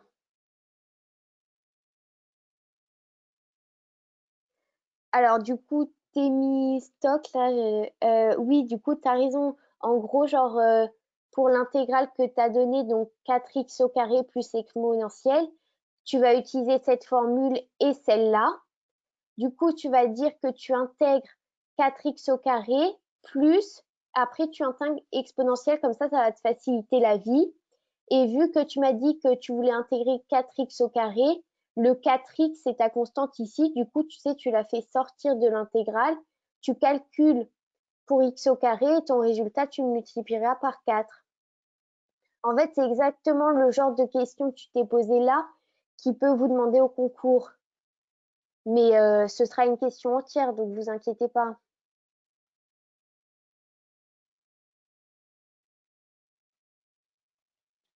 Alors après, ça, vous avez le théorème des moyennes pour les intégrales. Euh, Quand je vous encadre les trucs, c'est que genre c'est des formules, il faut absolument que vous les sachiez. Donc, euh, je vous prends directement un exemple pour vous faire comprendre. Là, on a calculé l'intégrale pour x allant de 0 à 4 de x au cube, on a dit que c'était égal à 16. Du coup, vous prenez votre formule ici, vous dites que f moyenne, ça va être égal à 1 sur 4 moins 0. Donc, c'est ce que j'ai marqué là. Et ça, vous vous souvenez, tout à l'heure, je vous avais dit que marquer ça, ça voulait dire que c'était un chiffre. Hein, vous vous souvenez? Et du coup, quand vous prenez votre formule ici, vous voyez que c'est égal à 16. Donc, vous dites que f moyenne, c'est égal à 1 quart de 16. Et du coup, c'est égal à 4. Vous comprenez ça ou ça va? En gros, s'ils vous demandent la question en QCM, ils vont vous demander de calculer la moyenne pour les intégrales. Il va vous donner tout ça et vous avez juste à appliquer la formule. C'est pas très compliqué, ok? Bon, si vous avez compris, ça va. Alors, bon, alors là, il y a des changements de variables. Ça, c'est un peu plus compliqué. Mais quand vous avez compris, genre, ça ira. Alors, attendez. Du coup, par exemple, on va vous prendre l'intégrale d'une fonction qui dépend de la variable x. Et en gros, il va vous demander de l'intégrer par rapport à une variable t. Mais en gros, il va vous dire, là je vous ai pris un exemple, il va vous donner le lien entre la variable x et la variable t. Donc quand c'est comme ça, voilà, je vous ai pris un exemple, je vous ai dit qu'on voulait intégrer de x égale à 1 à 2, la fonction 2x au carré plus 1 au cube x des 2x. Et je vous ai dit que t, c'était égal à 2x2 plus 1. Donc, vous savez qu'en gros, vous allez devoir intégrer t à la puissance 4, ok? Sauf que là, vous avez x des 2x, alors vous ne savez pas comment faire. Du coup, ce que vous allez chercher à faire, c'est dériver t. Du coup, vous allez obtenir que c'est 4x. Et là, vous vous repérez, il y a le x des 2x et là ici. Et là aussi, pardon. Du coup, vous allez dire que x des 2x, vous faites passer le 4 ici. Donc, ça va vous faire 1 quart de dt, x des 2x. Du coup, maintenant, vous avez toutes les infos. Le seul truc où vous devez faire super gaffe, c'est que là, l'intervalle sur lequel on voulait intégrer, c'était l'intervalle par rapport à x. Sauf que maintenant, on vous a demandé de changer de variable. Du coup, on intègre par rapport à t. Donc, vous voyez bien que là, je vous avais dit que on intégrait de A à B par rapport à X. Là, on va intégrer de C à D. Du coup, on veut changer les variables. Du coup, pour changer les variables, vous appliquez votre formule. Donc, vous dites que... Alors, attendez. Vous allez appliquer votre formule. En gros, genre, il faut que...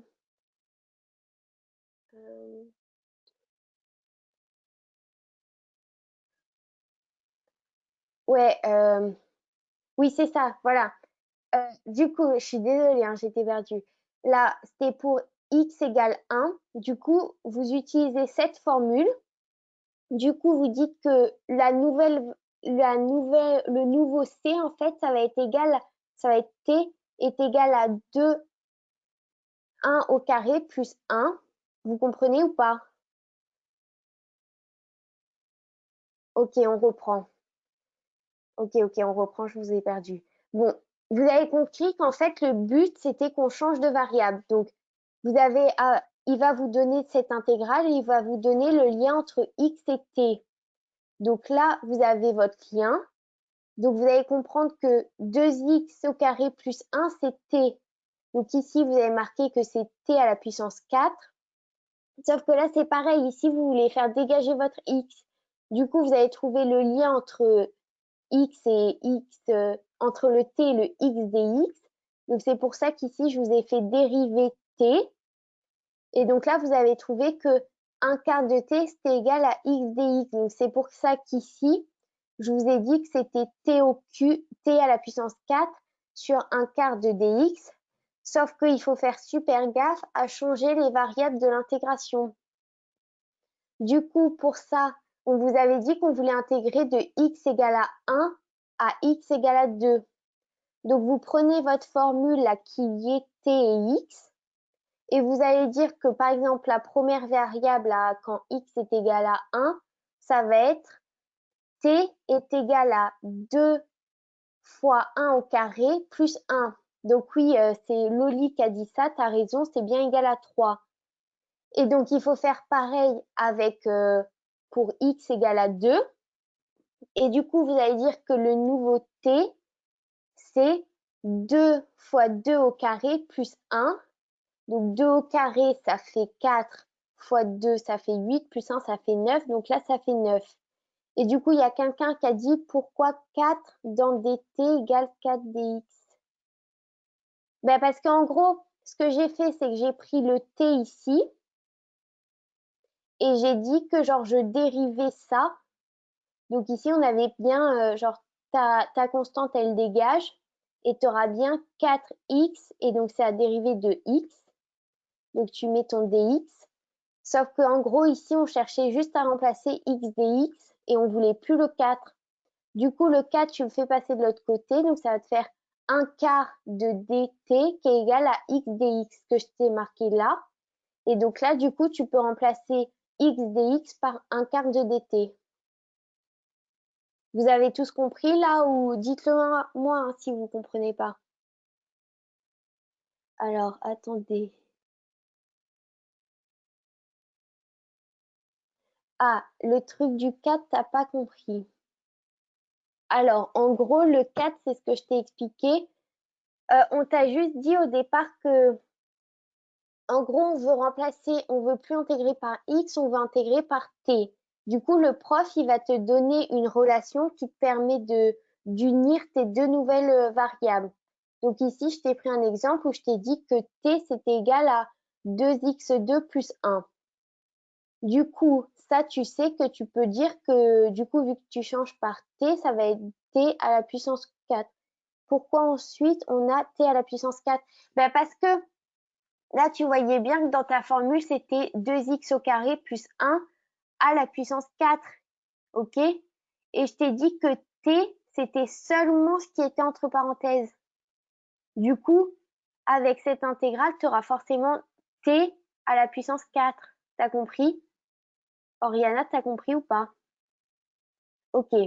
Sauf que maintenant, c'est pareil, vu que vous voulez intégrer maintenant par x et plus, enfin, vous voulez intégrer par rapport à t et pas par rapport à x, il faut que vous changiez ça. Du coup, on va dériver t. Du coup, la dérivée donc de t, ça va vous donner 4x. Ça, vous avez tous compris ou pas? Ok, parfait. Et du coup, là, vous voulez en gros remplacer x des 2x et vous avez bien vu que dans votre formule ici, vous aviez bien le x des 2x, mais le 4, on s'en fout. Du coup, le 4, vous le faites passer de l'autre côté. Et du coup, vous vous retrouvez du coup avec t à la puissance 4, un quart de dt. OK? Et donc, les changements de variables, là, je vous l'avais expliqué, vous avez tous compris en gros. Ou vous n'avez pas compris les changements OK, donc là, c'est bon. Et du coup, là, on se retrouve avec donc nos nouvelles variables, genre notre nouvel intervalle, t à la puissance 4, un quart de dt. Alors, vous vous souvenez que genre, je vous avais dit que s'il y avait une constante dans votre intégrale, ça, vous savez, c'est la formule que je vous ai donnée avant. La constante, vous la faites sortir pour vous aider à intégrer. Et genre, vous faites votre truc que par rapport à 4 et vous allez obtenir votre résultat. Alors, il y a quelqu'un qui n'a pas compris comment changer là l'intervalle. Alors, en gros, on t'avait dit au départ que quand tu intégrais par rapport à x, tu prenais un intervalle qui allait de 1 à 2. Sauf que maintenant, vu que tu intègres par rapport à t, il faut que tu changes tes variables, genre l'intervalle où tu intègres. Du coup, tu prends ta formule qui liait les x et les t. Et donc, du coup, on va commencer pour le x égale à 1. Donc, l'intervalle, en gros, c'est le a. Hein.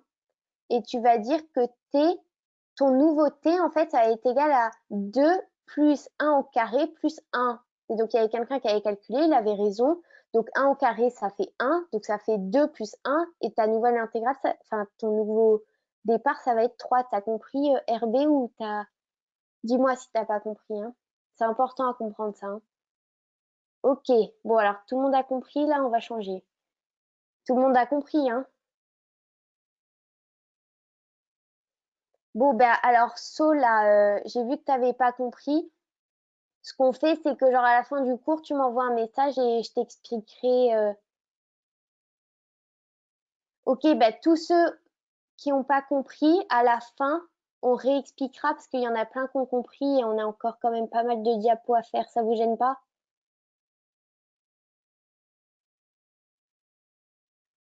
Ok, ben on le fera. Alors ça, pareil, là c'est l'intégration par partie. Donc comme tout à l'heure, quand c'est encadré en rouge, c'est que la formule, il faut absolument que vous la connaissiez. Alors, en gros, on va vous demander d'intégrer, je vous ai pris un exemple, ce sera plus facile. Donc là, vous voyez mon exemple, je vous ai dit que on voulait intégrer donc de 0 à 1, 2x cosinus x. Donc en gros, là, vous voyez que vous intégrez deux fonctions, donc u et la dérivée de v. Donc en fait, ce que vous allez faire, vous allez en gros, vous allez dire, par exemple, ça, c'est vous qui choisissez. Mais du coup, moi, je vous ai dit que U, on disait que c'était 2x. Et du coup, la dérivée de U, ça va être 2. Et pareil, du coup, là, la dérivée de V, on dit que c'est cosinus. Donc, c'est ce que je vous ai marqué là. Et du coup, la primitive du coup de V', c'est le sinus, vous comprenez? Là, j'ai perdu personne. OK. Et du coup, maintenant, vous avez juste à appliquer cette formule. Donc, en fait, c'est super important. Il peut poser ça comme question hein, au concours. Quand vous avez cette question, vous faites votre petit tableau où vous disiez genre qui est U et vous donnez sa dérivée. Et pareil pour V. Et après, vous avez juste à appliquer la formule. Du coup, là, avec l'exemple de 2x cosinus x, pourquoi tu me parles du pi sur 2? Eh ben, il y a eu un changement il vient de vraiment nulle part. T'as raison, hein, ça n'a rien à voir. Bah pareil, ça, c'est encore une faute et quand on m'a relu, on n'a pas vu, donc je suis désolée. Mais je vous changerai tout ce qui ne va pas, je vous le changerai pour comprendre. Mais du coup, c'est pas grave, on va dire qu'on intègre, ok, de 0 à pi sur 2. Genre, oubliez le 0 à 1, ok? Parce que tout de même, quand vous avez des sinus ou des cosinus, genre, intégrer avec pi sur 2, c'est quand même plus pratique. Du coup, vous prenez votre formule. Et donc là, vous prenez le U et le V. Donc U et V, c'est ici ce qu'on a 2x et sinus x. Donc vous le mettez là. Et après, pareil, vous appliquez votre formule. Vous prenez U' et V. Et vous allez dire que c'est moins l'intégrale de 2 sinus x. OK? Donc là, pareil, vu que vous avez une constante, vous pouvez la faire sortir. Et là, du coup, vous allez appliquer la formule. Et du coup, vous avez marqué que c'est moins cosinus. Je vois pas.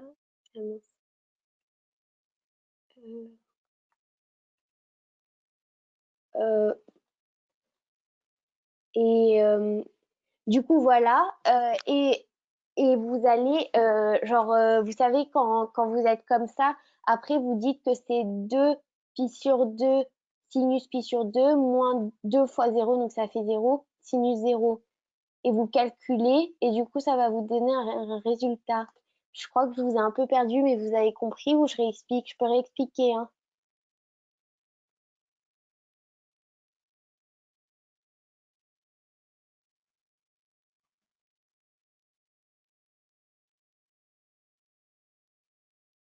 Le pi sur 2, je l'ai dit, c'est une erreur.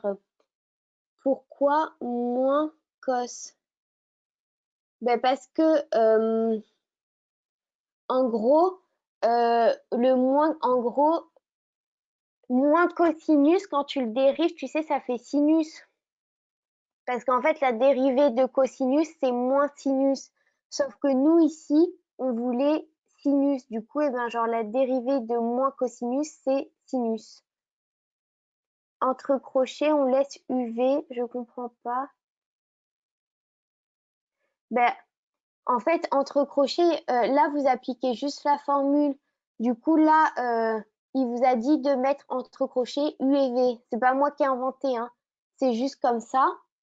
Du coup, c'est pour ça que je vous ai dit que quand vous avez un truc comme ça, un exercice comme ça, vous faites un petit tableau où vous donnez genre U, V et les dérivés et vous appliquez la formule. Du coup, ici, tu as dit de mettre entre crochets U et V, donc tu te casses pas la tête, tu appliques ta formule. Donc, entre crochets, tu mets 2x sinus x et après, tu fais pareil.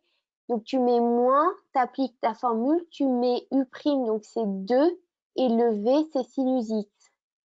Donc là, quand c'était comme ça, tu fais sortir ton 2, tu cherches la primitive de sinus. Donc, vu que c'est ce que je vous ai dit, la primitive de sinus, c'est moins cosinus. Parce qu'en fait, quand tu dérives cosinus, sa dérivée, c'est moins sinus. Sauf que nous, on veut plus sinus. Donc, c'est pour ça qu'il y a un moins. Le moins, pareil, tu peux le faire dégager pour le mettre là. Et après, genre, t'appliques le truc, genre, normal. Vous avez compris ou pas? En fait, ouais, Elisa, elle a raison. Genre, pourquoi V, c'est sinus et pas cosinus? En fait, en gros, là, ta formule, en gros, il te disait qu'on cherchait l'intégrale de U, V'. Et du coup, ton U, t'as dit que c'était 2x parce que la dérivée de 2x, elle est facile à trouver, c'est 2. Et du coup, tu dis que ton V', c'est cosinus. OK? Et du coup, la primitive de cosinus, c'est sinus. Ouais, c'est ça, t'as raison, Yaman. Tout le monde a compris ou il y en a, c'est pas trop ça encore?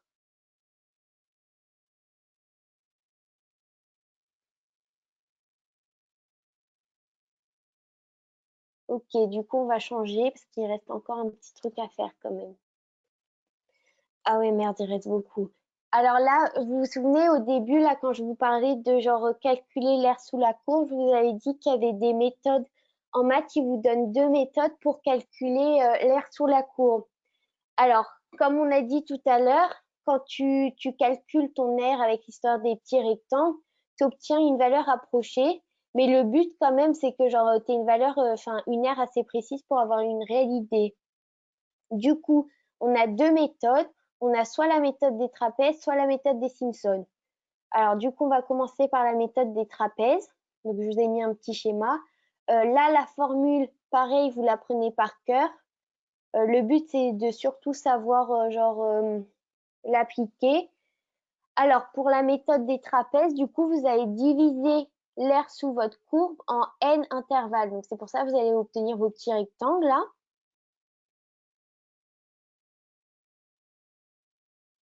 C'est de quoi tu me parles, tes mini-stocks là?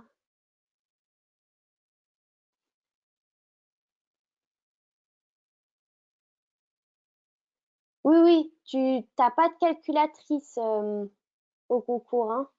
Donc, les calculs, ils vont être faciles, vous allez voir. Du coup, on divise genre en n intervalles. Euh, pour la méthode des trapèzes, votre n, il peut être pair ou impair, on s'en fout. Et donc, vous allez appliquer cette formule. Donc, le seul truc qu'il faut retenir, c'est la formule, que pour la méthode des trapèzes, le nombre d'intervalles, il peut être pair ou impair, et que pour cette méthode, plus vous avez d'intervalles, plus votre R, la valeur sera précise. Du coup, on va prendre un exemple pour appliquer la formule. Quand c'est comme ça, il va vous donner genre un tableau. Donc là, vous comptez le nombre d'intervalles. Alors, je sais que c'est un peu bizarre de compter comme ça. Je vous ai expliqué avec les flèches. Donc, en gros, vous comptez ici le nombre de flèches. Donc ça, ce sera à vous de calculer, hein. Et donc là, vous comprenez qu'il y a n, que n est égal à 4. OK? Et donc, la formule, vous vous souvenez, c'était ça, là. Du coup, on intègre de 9 à 1. Donc, vous marquez 9 moins 1 et vous divisez par 2n. n, on a dit que c'était égal à 4. Du coup, ça veut dire 9 moins 1 sur 8. Et donc là, vous appliquez. Vous dites que f de A, c'est égal à 3, que f de B, c'est égal à 6. Donc, vous marquez 3 plus 6. Et après, vous dites que vous faites deux fois la somme de tout le reste du tableau. Donc, on marque 2 et vous ouvrez les parenthèses, 2 plus 7 plus 1. Donc, toutes les valeurs qui étaient là. Et donc, vous allez obtenir... Oui, oui, le tableau, il vous est donné, hein. Sinon, tu ne peux pas faire le calcul. Du coup, vous allez vous retrouver... Du coup, vous allez faire... ça va faire 8 sur 8, donc ça va faire 1. Et donc là, vous dites que ça fait donc 14, 16, 20... Et ça va vous donner 29. Vous avez compris? Je réexplique hein, si ça ne va pas.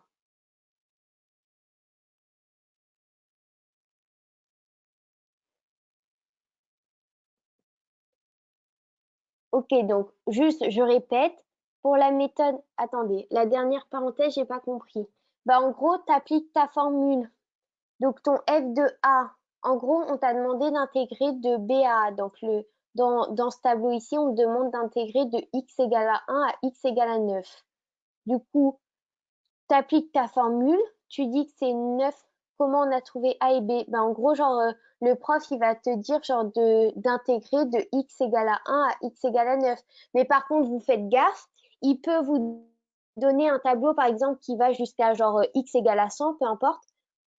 Et il va vous marquer, on intègre seulement de x égale à 1 à x égale à 9. Donc, quand c'est comme ça, vous lisez tout l'exercice, hein. Et donc, tu appliques ta formule, tu dis que B ici c'est 9, moins le A ici c'est 3 sur 2n, donc n on a calculé avec les flèches, c'était 4. F de A en fait c'est le Y ici, donc c'est 3. F de B c'est ici, c'est le 6. Et après tu disais que c'était 2 fois tout le reste de ton tableau. Donc c'était le 2, le 7 et le 1. Ok? Vous avez tous compris là? Et après, tu fais ton calcul et tu trouves ton résultat. Alors, il y a quelqu'un qui n'a pas trouvé qui n'a pas compris comment tu trouvais le 29. Ben, en fait, le calcul, en fait, le 29, c'est juste le résultat de ton calcul. Tu t'es retrouvé avec 9 moins 1 sur 8, donc ça te faisait 1. Après, tu fais 1 fois 3 plus 6. Et après, tu multiplies tout ça. Donc, ça va te donner 2 plus 14 plus 2. Donc, 14 plus 2, ça te fait 16, plus 4, ça te fait 20, plus 6 et plus 9. Et du coup, tu te retrouvais bien avec 29. T'as compris? 2 fois 10, c'est plus... Oui, oui, tu fais ce que tu veux après, c'est sûr. Et le 3 et le 6, on fait comment? Ben, le 3 et le 6, tu les laisses tels quels parce qu'en fait, dans ta formule, il te dit, je ne sais pas si vous arrivez à comprendre, et pourquoi il n'y a pas le 6 aussi dans l'addition? Parce que ton 6, en fait, c'est le f de b ici. Et en fait, le 2 plus 7 plus 1, c'est ce que je vous ai dit ici quand on vous demande de faire 2 fois la somme. En fait, on vous demande de faire 2 fois la somme de toutes les cases du tableau ici que vous n'avez pas prises. Donc, c'était le 2, le 7 et le 1. Vous avez compris ou pas là? Ok, parfait. Alors, on continue. Donc maintenant, je vous avais dit, vous savez qu'il y avait deux méthodes. Donc, il y a la méthode des trapèzes ou la méthode des Simpsons. Alors, la méthode des Simpsons, il faut faire gaffe. Donc, déjà, c'est pas la même formule, mais surtout, il faut que le nombre d'intervalles, il soit pair. Si vous avez un nombre d'intervalles qui n'est pas pair, vous ne pouvez pas appliquer la formule. Du coup, là, vous avez la formule, vous faites... Non, non, vous avez le droit à aucune calculatrice, hein. Donc, vous avez votre formule. Donc, pareil, cette formule, vous la prenez. Et alors, on prend de suite un exemple. Donc là, vous avez pareil un tableau. Dans tous les cas, vous aurez un tableau, hein. Donc là, on va calculer ensemble le nombre d'intervalles. Donc, vous avez une flèche, deux flèches, trois flèches, quatre flèches, cinq flèches, six flèches. Donc, le 6, le nombre d'intervalles, c'est 6. Donc, c'est bien un nombre pair. Du coup, pareil, on applique la même formule. Du coup, votre B ici, pareil, c'est le 4, moins le A ici, c'est le 1. Et vous faites 3 fois, alors que vous vous souvenez dans la formule d'avant, c'était 2 fois. Donc ça, vous faites gaffe, hein. Et 3 fois, du coup, le nombre d'intervalles qui est 6. Et dans ce cas, c'est pareil ici, entre parenthèses, c'est pas la même chose. Donc ici, vous faites f de A, c'est 3,1, plus 4 fois le 4. Du coup, Anne t'a demandé pourquoi c'était 3n au lieu de 2n. Ben, en fait, c'est pas du tout la même méthode. Donc, la méthode de calcul, la formule, c'est pas la même. C'est juste genre une formule que tu dois apprendre. Non, ces formules, il faut que tu les saches par cœur. Si tu les connais pas, tu pourras pas répondre.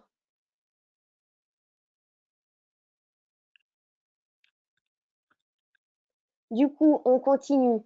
Donc, vous appliquez votre formule. Donc, vous faites 4 fois 4. Après, vous faites 2 fois 4,2. 4 fois 3,8. 2 fois, et voilà, jusqu'à la fin. Ben si, du coup, vous êtes obligé de savoir les deux parce que, par exemple, s'il vous donne un tableau où il vous demande d'intégrer sur un intervalle pair, il peut vous demander d'appliquer genre les deux formules pour voir justement si vous connaissez genre vos formules et si vous savez genre avec quelle méthode on appelle quelle formule, on applique quelle formule. Ok? Donc, il faut que vous sachiez que pour la méthode des trapèzes, peu importe le nombre d'intervalles, on peut l'appliquer. Et du coup, il faut que vous sachiez que pour la méthode des trapèzes, la formule, c'est celle-ci. Il faut que vous sachiez appliquer cette formule. Pour la méthode des Simpsons, il faut que vous sachiez que si le nombre d'intervalles il n'est pas pair, vous ne pouvez pas l'appliquer. Il faut que vous sachiez qu'on applique cette formule et il faut que vous sachiez l'appliquer. C'est OK pour tout le monde? Alors, pourquoi c'est 4 fois 4? Attends, j'ai perdu ta question. Et pas 4 fois. Mais parce que tu multiplies f de a par... Enfin, je sais pas, en fait, toi, tu veux multiplier le x et pas le f. Donc, en fait, tu multiplies 4 fois ton f de 1,5 et ton f de 1,5, c'est 4. Donc, du coup, tu fais 4 fois 4. C'est OK? OK. Alors du coup, ah oui, ça, ça, il aime bien aussi demander au concours, ça arrive. C'est les divisions euclidiennes. C'est ce qu'on fait, je crois que c'est au collège qu'on le voit. Sauf que quand il vous le demande, il vous demande de genre diviser des polynômes. Donc là, je vous ai pris, c'est l'exemple qu'il a donné dans le poly. Il vous a demandé de diviser ce premier polynôme par ce deuxième polynôme. Donc, quand vous êtes dans ce cas, vous commencez, en gros, il faut que vous supprimiez les plus grands x. Donc là, en gros, genre votre plus grand x, c'est x à la puissance 4. Du coup, pour le supprimer, vous allez dire que ici, votre quotient, vous allez marquer x2. Comme ça, genre en multipliant les deux, vous allez obtenir x à la puissance 4. Donc ici, vous rajoutez, donc vous faites plus x2 et ça va vous permettre ici de soustraire x4. Et donc là, pareil, vous multipliez par x carré plus 3, donc ça va vous faire plus 3x2. Donc voilà, donc vous supprimez et vous continuez. Donc là, vous allez vouloir supprimer 3x3. Du coup, vous faites plus 3x, donc ça va vous donner en multipliant ici, ici vous avez marqué moins là, moins 3x3. Et pareil ici, moins en gros le 9x. Et du coup, vous continuez jusqu'à temps que vous puissiez plus continuer. Vous allez obtenir votre résultat et votre quotient. Ça, c'est pas très compliqué. Est-ce que vous avez tous compris? Ah non, vous n'avez pas compris. Alors, en gros, il va vous dire, par exemple, que vous... Là, l'exemple qu'il vous a donné, il est un peu dur. Au concours, il va vous donner un truc facile. Mais il vous a pris comme exemple, genre, ce premier polynôme, donc P de 1, c'est égal à x4 plus 3x3, machin. Et il vous demande de le diviser par x2 plus 3. Du coup, vous regardez dans votre premier polynôme et vous cherchez à supprimer du coup les x qui ont le plus grand exposant. Donc dans ce cas, le plus grand exposant, c'est 4. Oui, oui, quand c'est comme ça, il vous donne le P de 1 et le P2 de 1. Sinon, vous pouvez rien faire. Du coup, pour supprimer votre x4 dans le quotient, il faut que vous multipliez le quotient par P de 2 pour obtenir x égale 4. Du coup, pour obtenir ça, c'est x2, vous voyez pourquoi ou pas? Et du coup, donc là, vous multipliez x2 par x2, mais aussi par 3. Du coup, vous allez obtenir, donc vous prenez votre P de 1 et vous faites moins x4 moins 3x2. Donc, vous faites le calcul, vous allez avoir du coup 3x3, 4x2, plus 10x plus 14, et vous continuez jusqu'à temps que vous puissiez plus rien faire. C'est OK pour tout le monde ou pas? OK. Bon, pareil, hein, s'il y en a qui pensent que c'est pas top, vous m'envoyez un message à la fin et je vous réexplique. Alors là, on fait le dernier chapitre du poly, donc on va être un peu en retard. Donc s'il y en a qui doivent aller manger ou quoi, genre vous pouvez partir, mais il est assez important lui aussi. Donc en gros là, c'est les équations différentielles. Du coup, le but de ce chapitre, en gros, on va vous demander de trouver l'ensemble des fonctions qui vérifient une équation. Donc c'est utile pour vous parce que ça va vous permettre d'étudier l'évolution d'une population et tout. Bon, il vous a donné une définition, je vous la mettrai dans la diapo, mais là, vu qu'on est un peu en retard, je vais me dépêcher. Donc, enfin, on s'en fiche un peu pour l'instant. Du coup, vous avez quelques trucs à savoir. Il faut que quand je vous donne, par exemple, ce type d'équation, il faut que vous sachiez me dire de quel ordre est cette équation. Donc, quand c'est comme ça, je ne sais pas si vous avez compris, mais par exemple, quand j'écris y', ça veut dire que c'est la première dérivée de y. Si je vous marque y avec 2 primes, ça veut dire que c'est la deuxième dérivée de y. Et par exemple, si je vous mets y à la puissance n, ça veut dire que c'est la nème dérivée. Donc, pour savoir l'ordre de l'équation, ce que vous cherchez, genre vous regardez votre formule et vous regardez le degré de votre plus haute dérivée. Donc, par exemple, pour la première équation, la plus haute dérivée, c'est la première dérivée. Du coup, vous allez dire que genre l'équation, elle est d'ordre 1. Et par exemple, pour là, la dernière ligne, la plus haute dérivée, elle est de facteur n.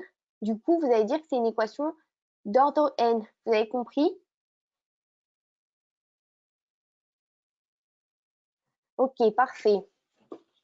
Alors, en gros, je vous avais dit que le but de ce chapitre, c'était de trouver l'ensemble des fonctions qui pouvaient vérifier votre équation. Quand c'est comme ça, vous avez deux choses à faire. D'abord, vous allez chercher la solution genre particulière. Enfin, on va commencer par chercher la solution homogène et ensuite on va faire la solution particulière. Donc on va prendre genre voilà.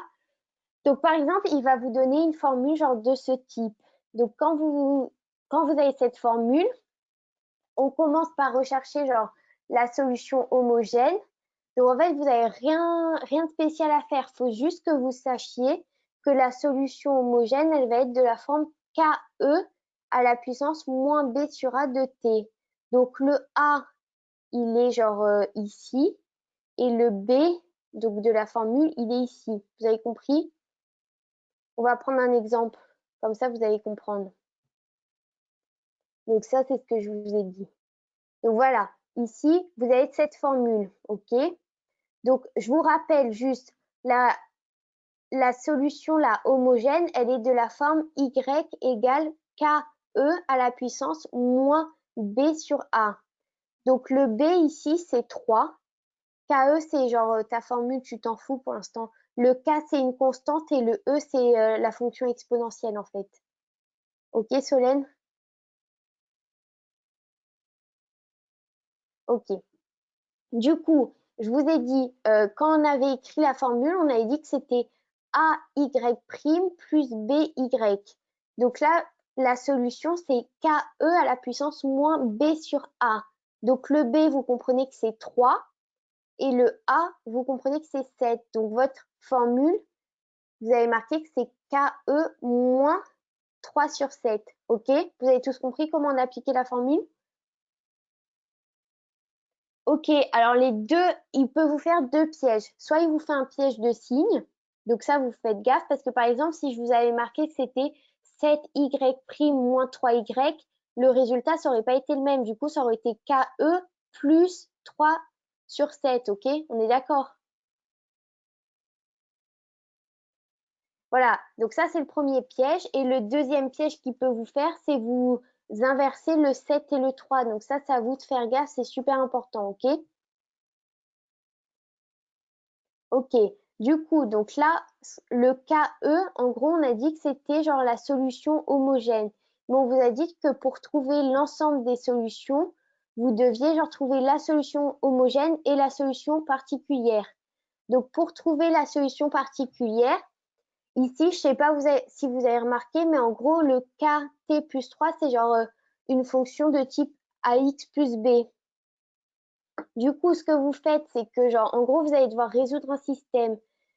Vous allez dire que le y ici, c'est une fonction du type ax plus b.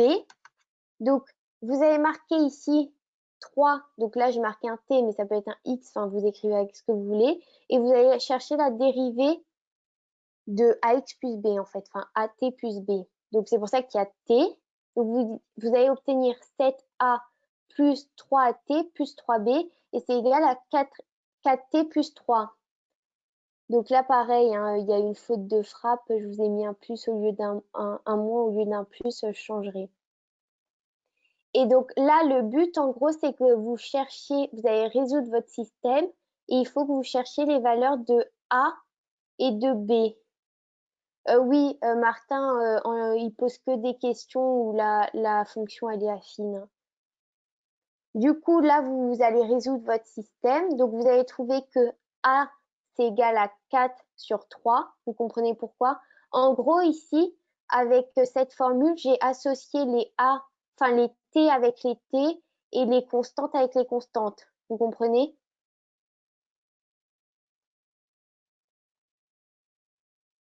Donc là, du coup, avec le T, ça va nous permettre de trouver A.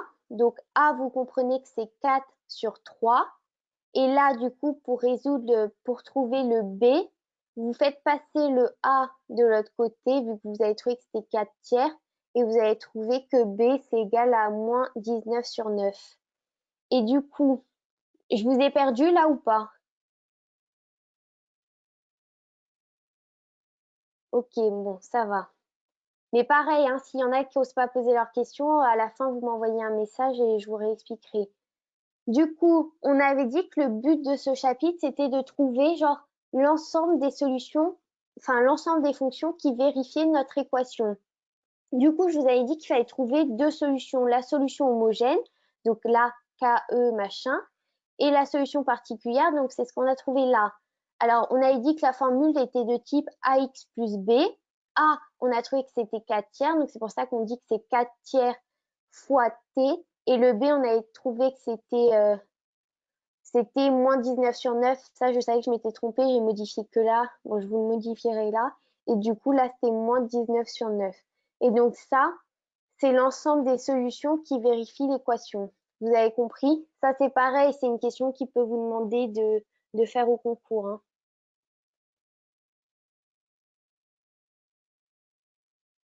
Ok. Donc voilà. Après, donc ça, c'est notre formule qu'on a vue.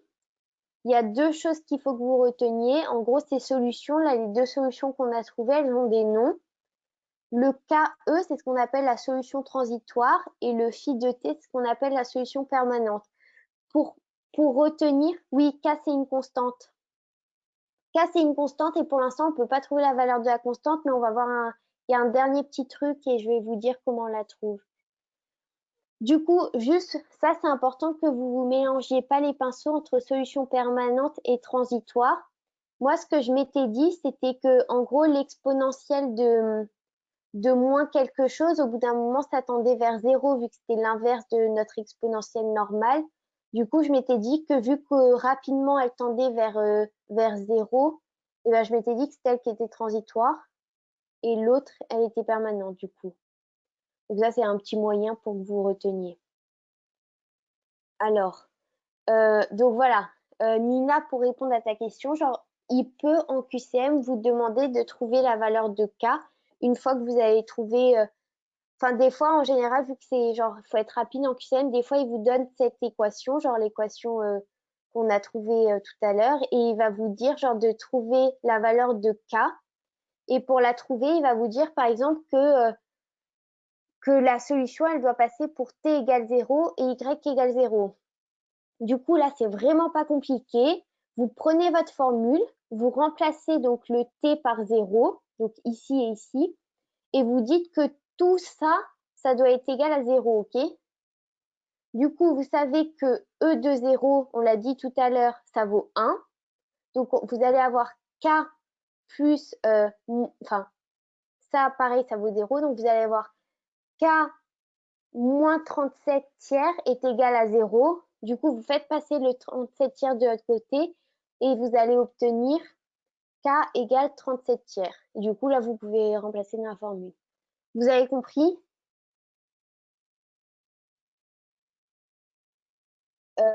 Du coup, K égale B, bah, dans ce cas, oui, K est égal à B, mais par exemple, si je t'avais dit, je sais pas, genre que le T c'était égal à 1, mon 4 tiers, ça aurait fait 4 tiers fois 1 et du coup, genre, ça sortait pas. Tu vois ce que je veux dire? Du coup, genre, t'appliques, il va te donner les valeurs de T et de Y, t'appliques ta formule et tu vas trouver le résultat. Et du coup, pour trouver le K, oui, il faut qu'il donne le X et le Y. Est-ce que vous avez compris ou c'est bon?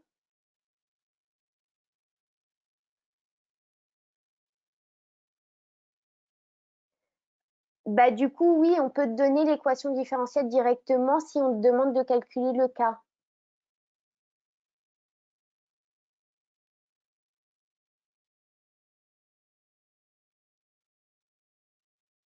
Bah, du coup, pour répondre à ta question, Elisa, là, le KE, c'était quand tu avais dit de chercher en gros l'équation quand elle était homogène. Donc, en gros, si tu veux dire que c'est, je pense pas que ce soit juste de dire que Tu retiens qu'en gros, quand tu calcules KE, ça veut dire que tu recherches par rapport à la solution homogène. Et en fait, ton KE, c'est ce qu'on va appeler la solution transitoire. Et pareil, phi de t sera la solution permanente. Donc voilà. Après, il vous fera, genre, les pièges qu'il vous fera, c'est plutôt du style, il va vous dire que KE, c'est la solution permanente. Sauf que là, c'est faux. C'est ça le genre de piège qu'il va vous faire.